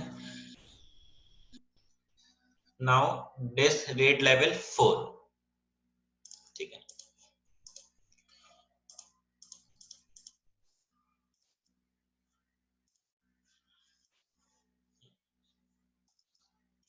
देखिए रेड लेवल 4 में क्या होगा। अब सपोज हमारे पास 5 हार्ड डिस्क हैं, जो इनकमिंग डेटा आया उसको हम लोग ने पूरा का पूरा स्ट्रिप वाइज एंटर किया, मतलब डिस्क 1 में A गया, डिस्क 2 में B गया, डिस्क 3 में C गया, डिस्क 4 में D गया, लाइकवाइज। और यहाँ पर हमने पैरिटी कैलकुलेट करके रखा। पैरिटी कहां से कहां तक के लिए, डिस्क 1 से लेके डिस्क 4 तक का, ठीक है। और पर्टिकुलर समझने के लिए ऐसा लिख लीजिए A to D। नेक्स्ट, अब और डेटा है E, then F, then G, then H। तो इन 4 के करस्पॉन्डिंग जो पैरिटी होगा वो यहां पर आया। तो ये आपका हो गया E से लेके H तक, ठीक है। अब इस केस में फायदा क्या हुआ कि अगर हमारा कोई हार्ड डिस्क क्रैश होता है, जो अभी तक पिछले में था रेड लेवल 3 में, वहां पर भी अगर कोई डिस्क हमारी क्रैश होती है, सपोज डिस्क 3 क्रैश हो गई, तो इस पैरिटी बिट और बाकी डिस्क की इंफॉर्मेशन से हम उस डेटा को रिकवर कर सकते हैं। बस डिफरेंस ये है, वहां पर हम लोग बिट वाइज डिस्ट्रीब्यूट कर रहे थे डिस्क में, यहाँ पर हम लोग स्ट्रिप वाइज डिस्ट्रीब्यूट कर रहे हैं डेटा को डिस्क में। बाकी सारा कुछ सेम है। समझ में आया? एक बार फिर से बता दीजिए सर रेड 4। रेट 4 और रेट 3 में बस एक माइनर डिफरेंस है, बाकी बिल्कुल एग्जैक्टली है आपका रेट 3 की तरह। रेट 3 में हम क्या कर रहे थे, जैसे मुझे कोई इनकमिंग डेटा है हमारे पास ए, तो उस इनकमिंग डेटा को हम लोग कन्वर्ट करते थे पहले बिट्स में, ठीक है, ए को हमने कन्वर्ट किया बिट्स में। अब इसका जो भी बिट डिस्ट्रीब्यूशन आया उसको हमने 4 पार्ट्स में स्प्लिट किया। 4 पार्ट्स मतलब हमारे पास 4 मेन स्टोरेज के लिए डिस्क थे, उसके बेसिस पे अगर 2 थे तो हम 2 पार्ट्स में स्प्लिट करेंगे। तो जितने भी आपके पास मेन स्टोरेज के लिए डिस्क थे उतने पार्ट्स में आपने उसको डिवाइड किया। एक पार्ट आपका डिस्क 1 में आया, दूसरा पार्ट डिस्क 2 में, तीसरा पार्ट डिस्क 3 में, चौथा पार्ट डिस्क 4 में, और उसके करस्पॉन्डिंग पैरिटी बिट की इंफॉर्मेशन आपने रखी डिस्क 5 में। तो अगर कोई भी डेटा लॉस होता था तो वहां पर हम डेटा को इजीली रिकवर कर सकते थे बाकी 3 बिट जो आपके बिट्स के ब्लॉक थे और पैरिटी बिट से। रेट 4 में उसी चीज को थोड़ा सा इजी किया हमने, यहाँ पर बिट वाइज डिस्ट्रीब्यूशन नहीं किया है, यहाँ पर जो डिस्ट्रीब्यूशन हुआ है वो स्ट्रिप वाइज है, ठीक है। स्ट्रिप वाइज डिस्ट्रीब्यूशन से क्या फायदा हुआ कि जो यहाँ पर हमारा डेटा इनकमिंग डेटा था उसको हमने एक डिस्क में डाला, दूसरे डेटा को दूसरे में, तीसरे डेटा को तीसरे में, चौथे को चौथी डिस्क में। नेक्स्ट, अब जो इन चारों डेटा का पैरिटी बिट कैलकुलेट होके आया उस डेटा को हमने यहाँ पर रखा डिस्क 5 में। तो parity bit from A to D data is in this block. Parity bit from E to H is in this block. अब यहाँ पर अगर हम स्पीड की बात करें तो वहां पर आपका डेटा रिकवरी वाला पार्ट फास्ट था, क्योंकि ऑलरेडी आपकी जो इंफॉर्मेशन थी वो बिट्स में ब्रेक थी, तो वहां पर आपका रिकवरी ज्यादा फास्ट होगा, उसकी स्पीड ज्यादा अच्छी होगी in comparison to RAID 4. RAID 3 is having in terms of speed is having higher performance. और रेट 4 में क्या है, वहां पर कॉम्प्लेक्सिटी लेवल ज्यादा था, यहाँ पर हमने कॉम्प्लेक्सिटी लेवल को कम कर दिया है बस, ठीक है। डेटा वहां पर भी आपका 100% रिकवर हो रहा था रेट 3 में, इस केस में भी आपका डेटा 100% रिकवर हो रहा है रेट 4। क्लियर है?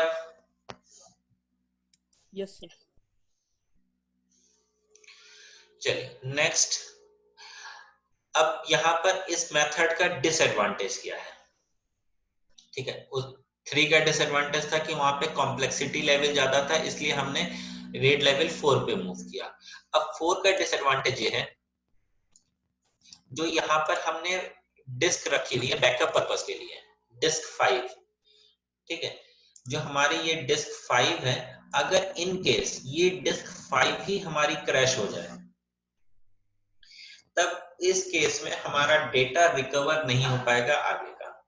मतलब अगर सपोज मेरे सिस्टम में डिस्क 5 डिलीट हो गया या क्रैश हो गया, तो उस केस में हमारा और कोई भी मिसिंग डेटा या कोई भी डेटा में एरर आई तो हम उसको रिकवर या रिस्टोर नहीं कर सकते। दूसरी चीज, अगर मल्टीपल डिस्क फेलियर हुआ, डिस्क 4 और डिस्क 5 फेल हो गई साथ में, तब उस केस में भी हमारा डेटा रिकवर नहीं हो सकता। बाकी कोई 2 डिस्क फेल हुई, डिस्क 2 और डिस्क 3 फेल हुई, तब तो हम डेटा को रिकवर कर लेंगे। डिस्क 1 और 2 फेल हुई तो हम रिकवर कर लेंगे।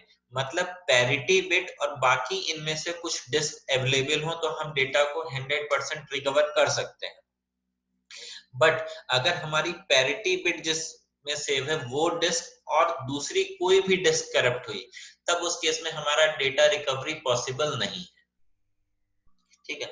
तो अब जो नेक्स्ट अप्रोच है उसमें क्या कहा कि हम जो पैरिटी बिट के एक ही डिस्क में रख रहे थे, इसको हम लोग डिस्ट्रीब्यूट कर दें, इसको एक डिस्क में डेडिकेटेड डिस्क में ना रखें, पैरिटी बिट को हम लोग हर डिस्क में कुछ कुछ डिवीजन के हिसाब से डिस्ट्रीब्यूट कर दें।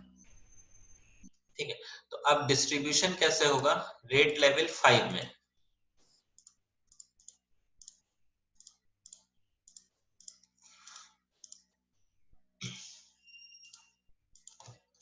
now the rate 5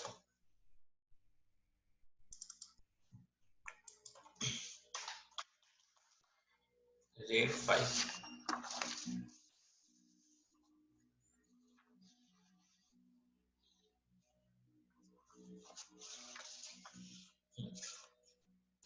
रेट 5 में हमने क्या किया? अब जो हमारा डेटा था, सपोज इनकमिंग डेटा आया ए को हमने यहाँ पे राइट किया, स्ट्रिपिंग यूज किया, बी को यहाँ राइट किया, सी को हमने राइट किया यहाँ पर। नेक्स्ट अब हमने क्या किया? डी आया, डी को हमने यहाँ पर राइट किया। अब इन चार के करस्पॉन्डिंग जो पैरिटी बिट है वो हमारी यहाँ पर सेव हुई, parity from A to D. ठीक, नेक्स्ट अब यहाँ पर आया ई, यहाँ पर आया एफ, जी। अब यहाँ पर हमने क्या किया? पैरिटी इंफॉर्मेशन को सेव किया from E to H, H यहां पर आएगा।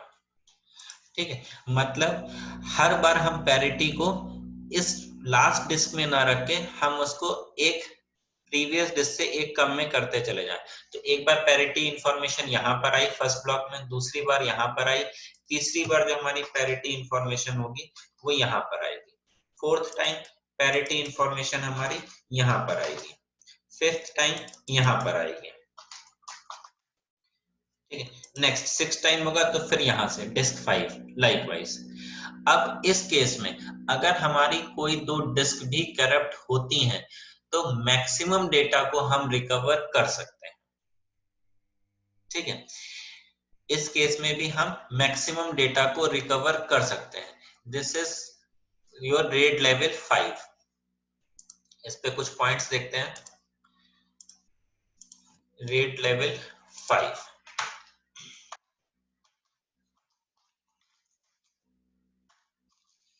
रेट लेवल 5 में है, दिस इज स्ट्रिपिंग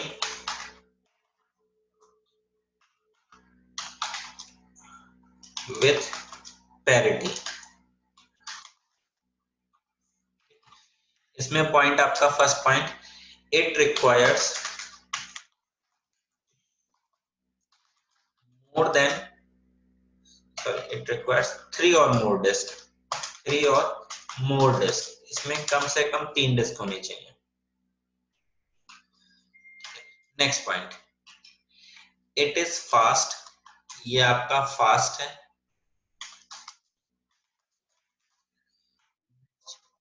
ये आपका सबसे कॉमनली यूज स्ट्रक्चर है, जितने भी हम रेट लेवल्स पढ़ेंगे उसमें से सबसे ज्यादा यूज आपका ये लेवल होता है, rate 5। It is commonly used। ठीक है, next the equivalent of an entire disk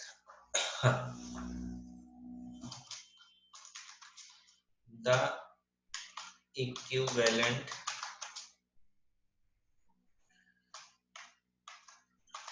of an entire disk is used to store parity। ठीक है, जितनी हमारे पास डिस्क है उतने का पूरे का हमारे पास इंफॉर्मेशन यूज हो रहा है। अब एग्जांपल इसको समझिए, जो लास्ट पॉइंट लिखा है उसका मतलब क्या है। यहाँ पर सपोज हमारे पास जो डिस्क हैं वो कितने डिस्क हैं? 5 डिस्क हैं। एग्जाम्पल के लिए सपोज कर लेते हैं जो डिस्क हैं वो सारी डिस्क हमारी 1 TB की, all disk are of 1 TB। ठीक है, तो disk 1 is of 1 TB, next disk 2 is of 1 TB,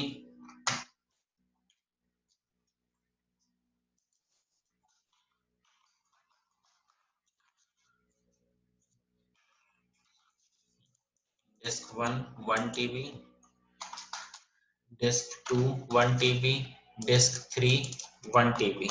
likewise आपकी जितनी भी डिस्क हैं ये सारी डिस्क आपकी 1 TB की है। तो टोटल हमारे पास स्पेस कितना हुआ 5 TB।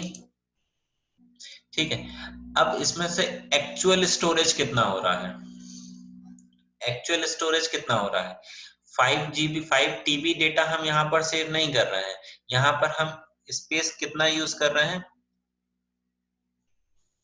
आंसर करिए इसको, कितना डेटा हम यूज कर सकते हैं इसमें 4 TB, करेक्ट। ठीक है, तो यहाँ पर आपके पास एक डिस्क की इंफॉर्मेशन आप एक टीबी की इंफॉर्मेशन आप रख रहे हो या डिस्क को यूज कर रहे हो पैरिटी बिट को सेव करने के लिए। तो यहाँ पर हमारे पास जो यूजेबल डिस्क अमाउंट है स्पेस है वो है 4 TB और जो बैकअप के लिए है वो है 1 TB। तो अभी जो हमने स्टार्टिंग में पढ़ा था वहां पर हमारा रेशियो क्या चल रहा था 50-50%, कि जितने साइज की डिस्क होगी उतना साइज हमें बैकअप के लिए चाहिए। अब वो रेशियो क्या हो गया कि जितनी डिस्क है उसके कंपैरिजन आपके पास इस केस में less than 25% space is used for backup purpose. 4 TB आप मेन के लिए यूज कर रहे हो और 1 TB आप यूज कर रहे हो बैकअप के लिए, फिर 25% स्पेस यूज कर रहे हो। ये समझ में आया? अच्छा, रेड 4 का एक क्वेश्चन आया है, रेड 4 का डिसएडवांटेज क्या था? रेड 4 का डिसएडवांटेज ये था कि जिस डिस्क में उसमें हम लोग एक ही डिस्क में सारी इंफॉर्मेशन पैरिटी बिट को रख रहे थे, अगर वही डिस्क हमारी क्रैश हो गई तब उस केस में हमारा डेटा रिकवर नहीं हो सकता।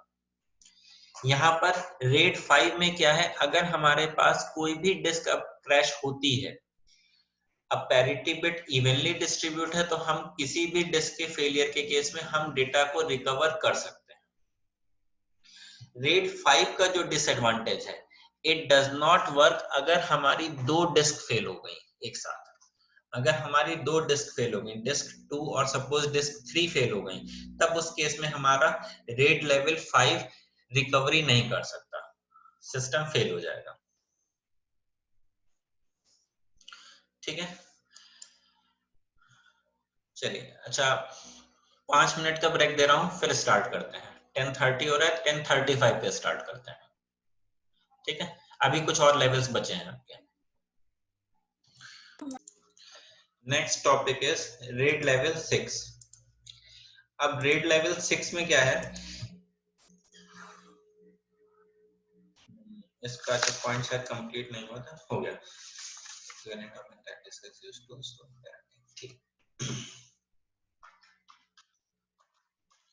नेक्स्ट है आपका रेड 6। रेड 6 में क्या है, this is also having striping with double parity. इसमें डबल पैरिटी। ठीक है, इस केस में it requires more than 4 or more disk requires 4 or more disks। ठीक है, 4 या 4 से ज्यादा डिस्क इस केस में चाहिए होगी। नेक्स्ट, इस केस में आपका जो पैरिटी बिट है, ठीक है, जो पैरिटी इंफॉर्मेशन है हमारी, वो 2 बार हम डिस्क पे राइट करेंगे।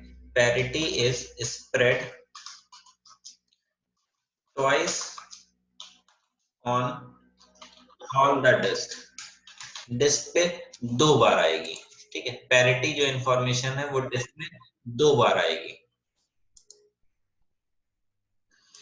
अब 2 बार से मतलब क्या है, देखते हैं उसको। In this case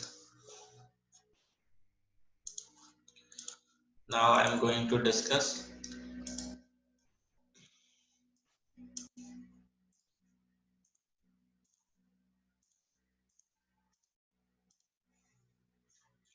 this RAID level 6।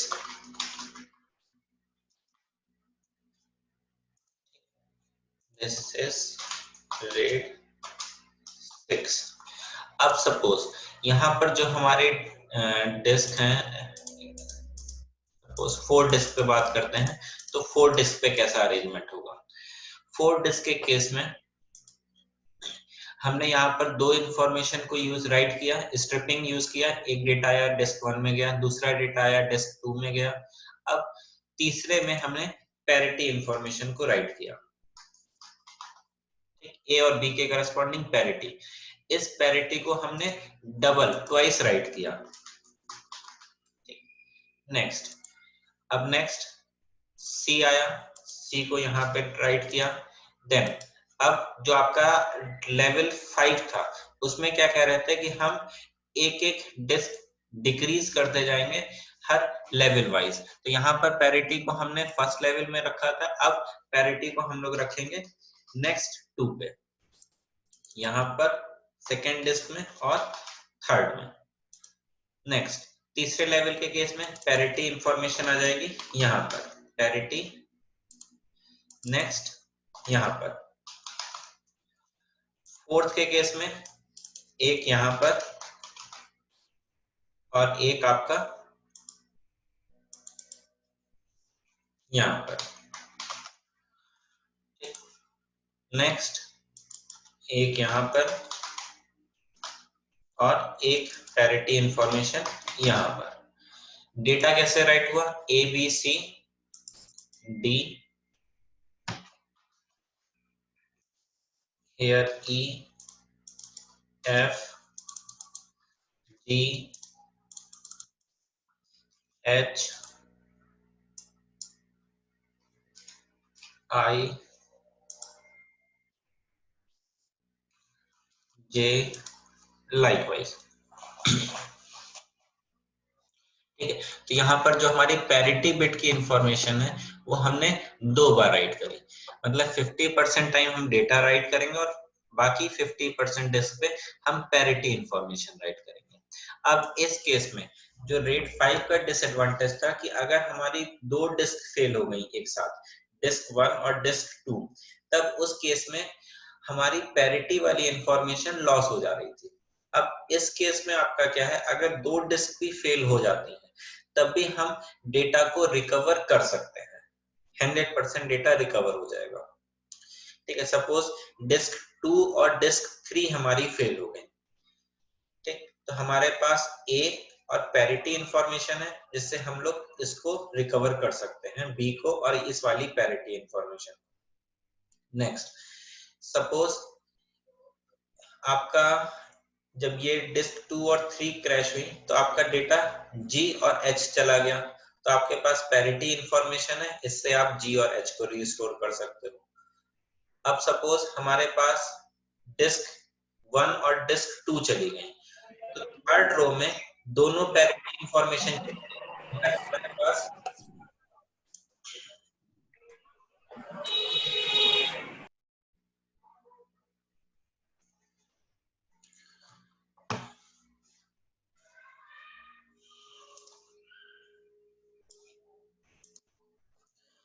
जो थर्ड है, थर्ड के केस में हमारे पास डिस्क 1 और डिस्क 2 दोनों जब क्रैश हो गए तो ये वाली दोनों पैरिटी इंफॉर्मेशन चली गई, बट हमारे पास ओरिजिनल डेटा है, तो इसके बेस पे हम वापस से पैरिटी इंफॉर्मेशन को कैलकुलेट कर सकते हैं। तो इस डिस्क रेट लेवल 6 का आपका एडवांटेज है कि ये आपके 2 डिस्क फेलियर को भी, जो साइमल्टेनियसली 2 डिस्क फेलियर हुए उसको भी हैंडल कर सकता है। So the point in this, in RAID level 6, it can handle 2 disk failure, ठीक है, और इसका ड्रॉबैक यही था आपका 5 का, it can handle only 1 disk failure। ठीक है, ये समझ में आया? रिकॉर्डिंग हो रही है?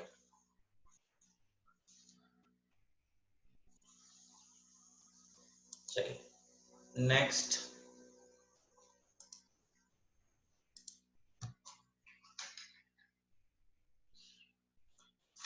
आपका है, एक सेकेंड,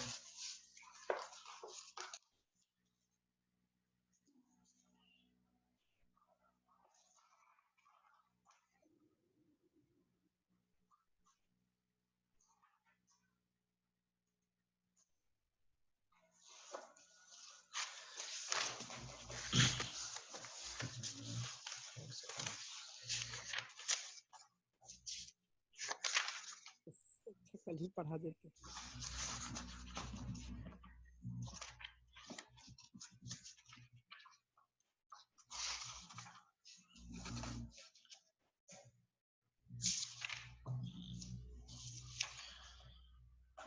अच्छा नेक्स्ट एक लास्ट, वैसे तो आपके रेट के लेवल्स और भी हैं।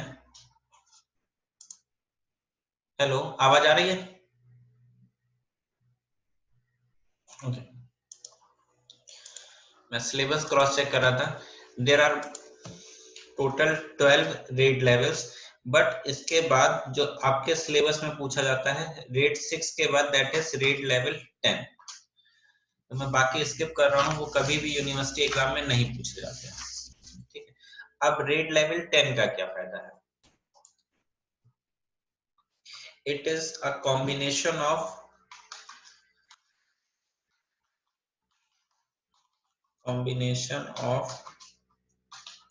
Rate 1 plus rate 0। रेट 1 और रेट 0 का कॉम्बिनेशन है ये आपका। ठीक है, इसमें पहला पॉइंट, बेनिफिट क्या था हमारा रेट 1 का, वहां पे हमें फॉल्ट टॉलरेंस मिल रहा था, और रेट 0 में क्या बेनिफिट था? स्पीड। तो benefit of speed from rate 0। ठीक है, नेक्स्ट दूसरा पॉइंट, रेट 0 को हम लोग इसलिए नहीं यूज कर रहे थे कि वहां पर हमारे पास फॉल्ट टॉलरेंस की फ्लेक्सिबिलिटी नहीं थी। तो बेनिफिट ऑफ फॉल्ट टॉलरेंस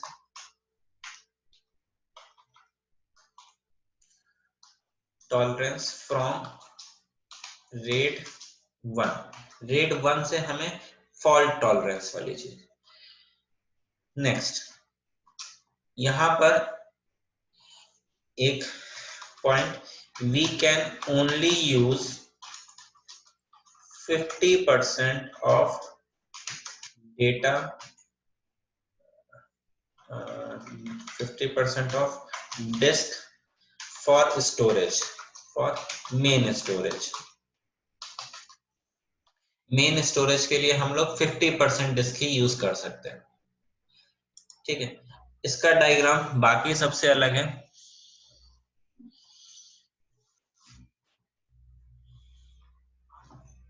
अब इसमें क्या करना है,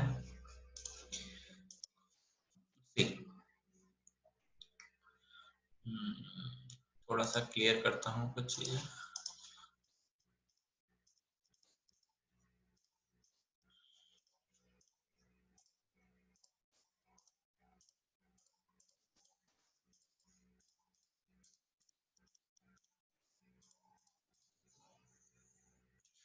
हाँ,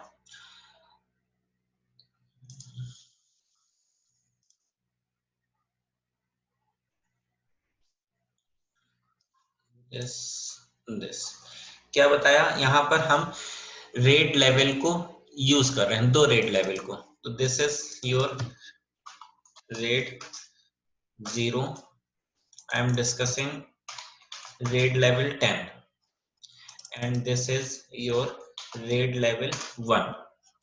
Again, this is your RAID level 1. ठीक है, डिस्ट्रीब्यूशन कैसे होगा?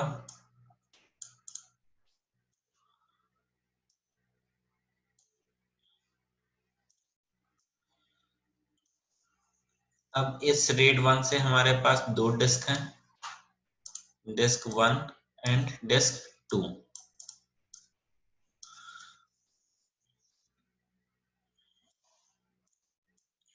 ये हो गया आपका this is your disk 1, this is disk 2, this is disk 3, this is disk 4. ठीक है. Next, suppose incoming data is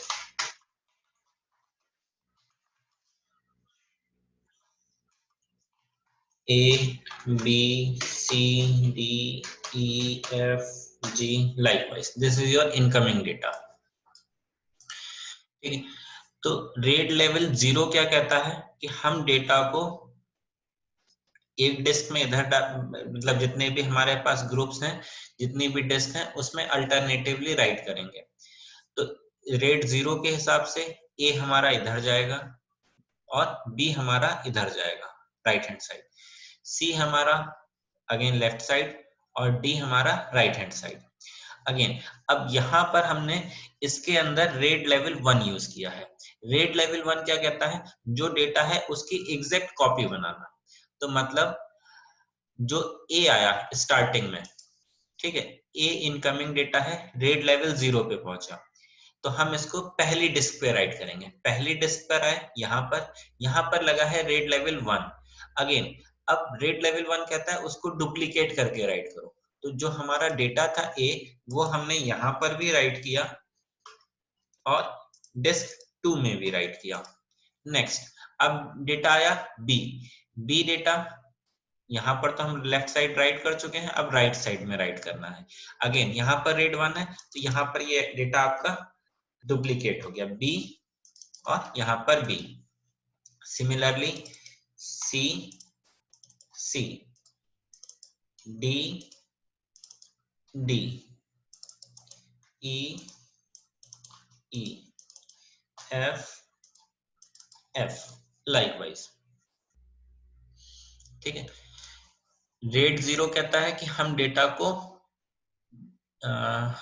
दोनों डिस्क में बराबर से राइट करेंगे. पहला डेटा डिस्क 1 में, दूसरा डेटा डिस्क 2 में. तो यहाँ पर रेड 0 के लिए ये पूरा स्ट्रक्चर डिस्क 1 हुआ और ये पूरा स्ट्रक्चर डिस्क 2 हुआ. तो जब ए आया तो उसने इधर भेज दिया, बी आया तो इधर भेजा, सी आया तो इधर, डी भेजा तो इधर. नेक्स्ट, अब इसके अंदर फर्दर सब डिस्ट्रीब्यूशन है रेड 1. रेड 1 कहता है कि जो डेटा है उसको दो जगह पे राइट करेंगे. तो जब ए आया तो उसने डिस्क 1 में भी राइट किया और डिस्क 2 में भी राइट किया. सिमिलरली जब यहाँ पर रेड 1 पर आपके पास डेटा 1 आया, डेटा बी आया, तो आपने डिस्क 3 पे भी राइट किया और डिस्क 4 पे भी राइट किया. अब इस केस में अगेन हमारे पास 4 हार्ड डिस्क हैं, हम मैक्सिमम कितना यूज कर पा रहे हैं, 50% स्टोरेज स्पेस. यहाँ पर हमें स्पीड मिली क्योंकि हमारे पास अब डेटा को रीड करने के लिए मल्टीपल डिस्क कंट्रोलर्स हैं. ठीक है.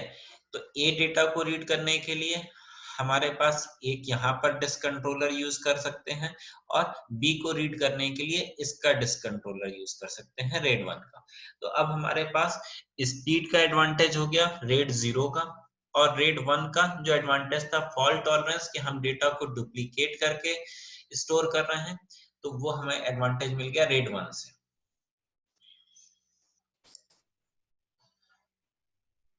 ये समझ में आया?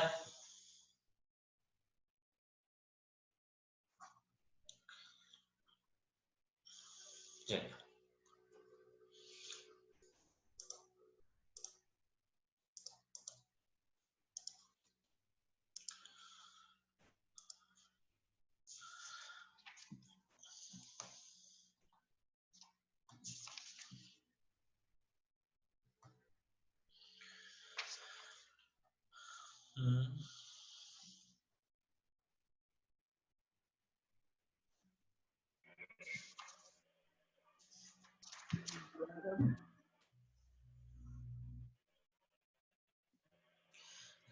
That's all with this topic.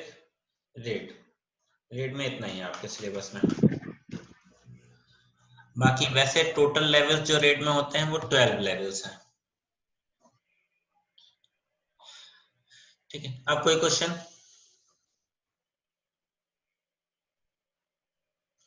कोई question? You can unmute yourself. Sir rate 3 का सर डिसएडवांटेज सर बता दीजिए सर, क्या था रेट 3, एक सेकंड। Disadvantage sir? रेट 3 में हम लोग एरर करेक्टिंग कोड यूज कर रहे थे। एरर करेक्टिंग कोड का मतलब वहां पर ये था कि अगर हमारा कोई डिस्क फेलियर होता है तो हम लोग पार्शियल फेलियर के केस में डेटा को रिकवर कर सकते थे, कंप्लीट फेलियर के केस में नहीं। अब पार्शियल फेलियर और कंप्लीट फेलियर क्या है कि एक है हमारी हार्ड डिस्क पूरी तरह से करप्ट हो गई कि अब उसमें से हम कुछ भी रीड नहीं कर सकते, तो वो हुआ हमारा कंप्लीट फेलियर।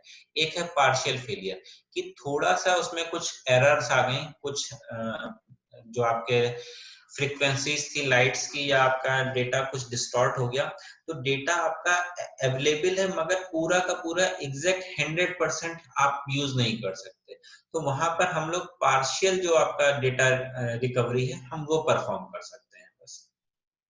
और जो आपका रेड लेवल 4 है या 5 है जिसमें हम लोगों ने पैरिटी बिट को यूज किया है, वो हम यूज कर सकते हैं कंप्लीट फेलियर के केस में। ठीक है, रेट 10 में रेट 1 इज अंडर रेट 0, तो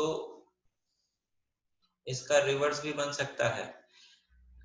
हाँ, रिवर्स भी बन सकता है। मैंने आपको बेसिकली बताया जो टोटल रेट लेवल्स हैं वो आपके 12 हैं। आपके सिलेबस में इतने ही हैं इसलिए मैंने इतने को डिस्कस किया, बाकी इसमें अभी बहुत सारे कॉम्बिनेशंस बन सकते हैं। ठीक है, अब बेसिकली आपका यही था मेन कि किस किस तरह से हमें इसको बनाना है कॉम्बिनेशंस को मर्ज करते हुए। तो उतना डिटेल में नहीं आता। आपसे जो भी सेमेस्टर एग्जाम में क्वेश्चन पूछा जाता है वो सिंपली पूछा जाता है कि रेट क्या होता है, उसका एडवांटेज क्या है, उसके लेवल्स को एक्सप्लेन करिए। लॉन्ग में ही क्वेश्चन आता है ये आपका हमेशा, तो लॉन्ग के हिसाब से आपके पास सफिशिएंट मेथड मतलब कंटेंट है, आप इसको इजीली एक्सप्लेन कर सकते हैं। हर लेवल का डायग्राम भी बना देंगे तब भी सफिशिएंट होगा। सर हाँ सर अगर सेमेस्टर एग्जाम में सर मतलब सारे रेट लेवल का पूछा सर, और हाँ सर जितना आपने लिखवाया और सर डायग्राम बनाया सर, अगर पूरा लिखते सर तो मतलब पूरा मार्क्स मिलेगा? हाँ, फुल मार्क्स मिल जाएगा इसमें तो। सर जितना सर आपने सर ये पूरा लिखवाया है। हाँ बस, बाकी अभी मैं नोट्स दूंगा तो उसमें आप देख लीजिएगा एक बार, कुछ चीजें अगर कुछ पॉइंट मैंने मिस कर दिया होगा तो वो वहां पे मिल जाएगा। Okay sir. सर रेट 10 भी सर सिर्फ एक ही डिस्क क्रैश वो कर पाए हैंडल कर पाएगा ना सर? रेट 10, हाँ सर। हाँ, तो उस केस में हमें जो रेट 1 के अंदर जो हम लोग डिस्क लेवल इंक्रीज कर रहे हैं वो हमें ज्यादा रखने पड़ेंगे अगर हम लोगों को मल्टीपल डिस्क फेलियर को हैंडल करना है। जैसे एग्जाम्पल के लिए इस केस में मैंने आपको बताया कि यहाँ पर हम डिस्क 1 की कॉपी एक रख रहे थे डिस्क 2 में। अब अगर हमें 2 डिस्क फेलियर को हैंडल करना है तो यहाँ पर हम डिस्क 3 और डिस्क 4 भी इसी में ऐड कर दें। ठीक है, अब अगर 2 डिस्क भी फेल होती हैं तब भी हम डेटा को रिकवर कर सकते हैं, या 3 डिस्क भी फेल होती हैं तब भी हम डेटा को रिकवर कर सकते हैं। तो ये आपका डिपेंड करेगा कि आप रेट लेवल 1 के अंदर कितनी नंबर ऑफ डिस्क को यूज कर रहे हो। ओके। तो ये आपका सिलेबस खत्म हो गया है ऑपरेटिंग सिस्टम का। ठीक है, नेक्स्ट, अब वैसे तो मेरी कोई क्लास नहीं होगी ऑफिशियल, और कुछ आपको इंपॉर्टेंट टॉपिक्स बता रहा हूं पूरे सिलेबस पर से। I am sharing my screen. Syllabus visible है आप लोगों को? रेज योर हैंड्स या आंसर करिए। सिलेबस दिख रहा है? ओके, समझिए। यूनिट 1 पे आइए, इसको अपने हिसाब से नोट कर लीजिएगा, मैं इसकी रिकॉर्डिंग नहीं करूंगा।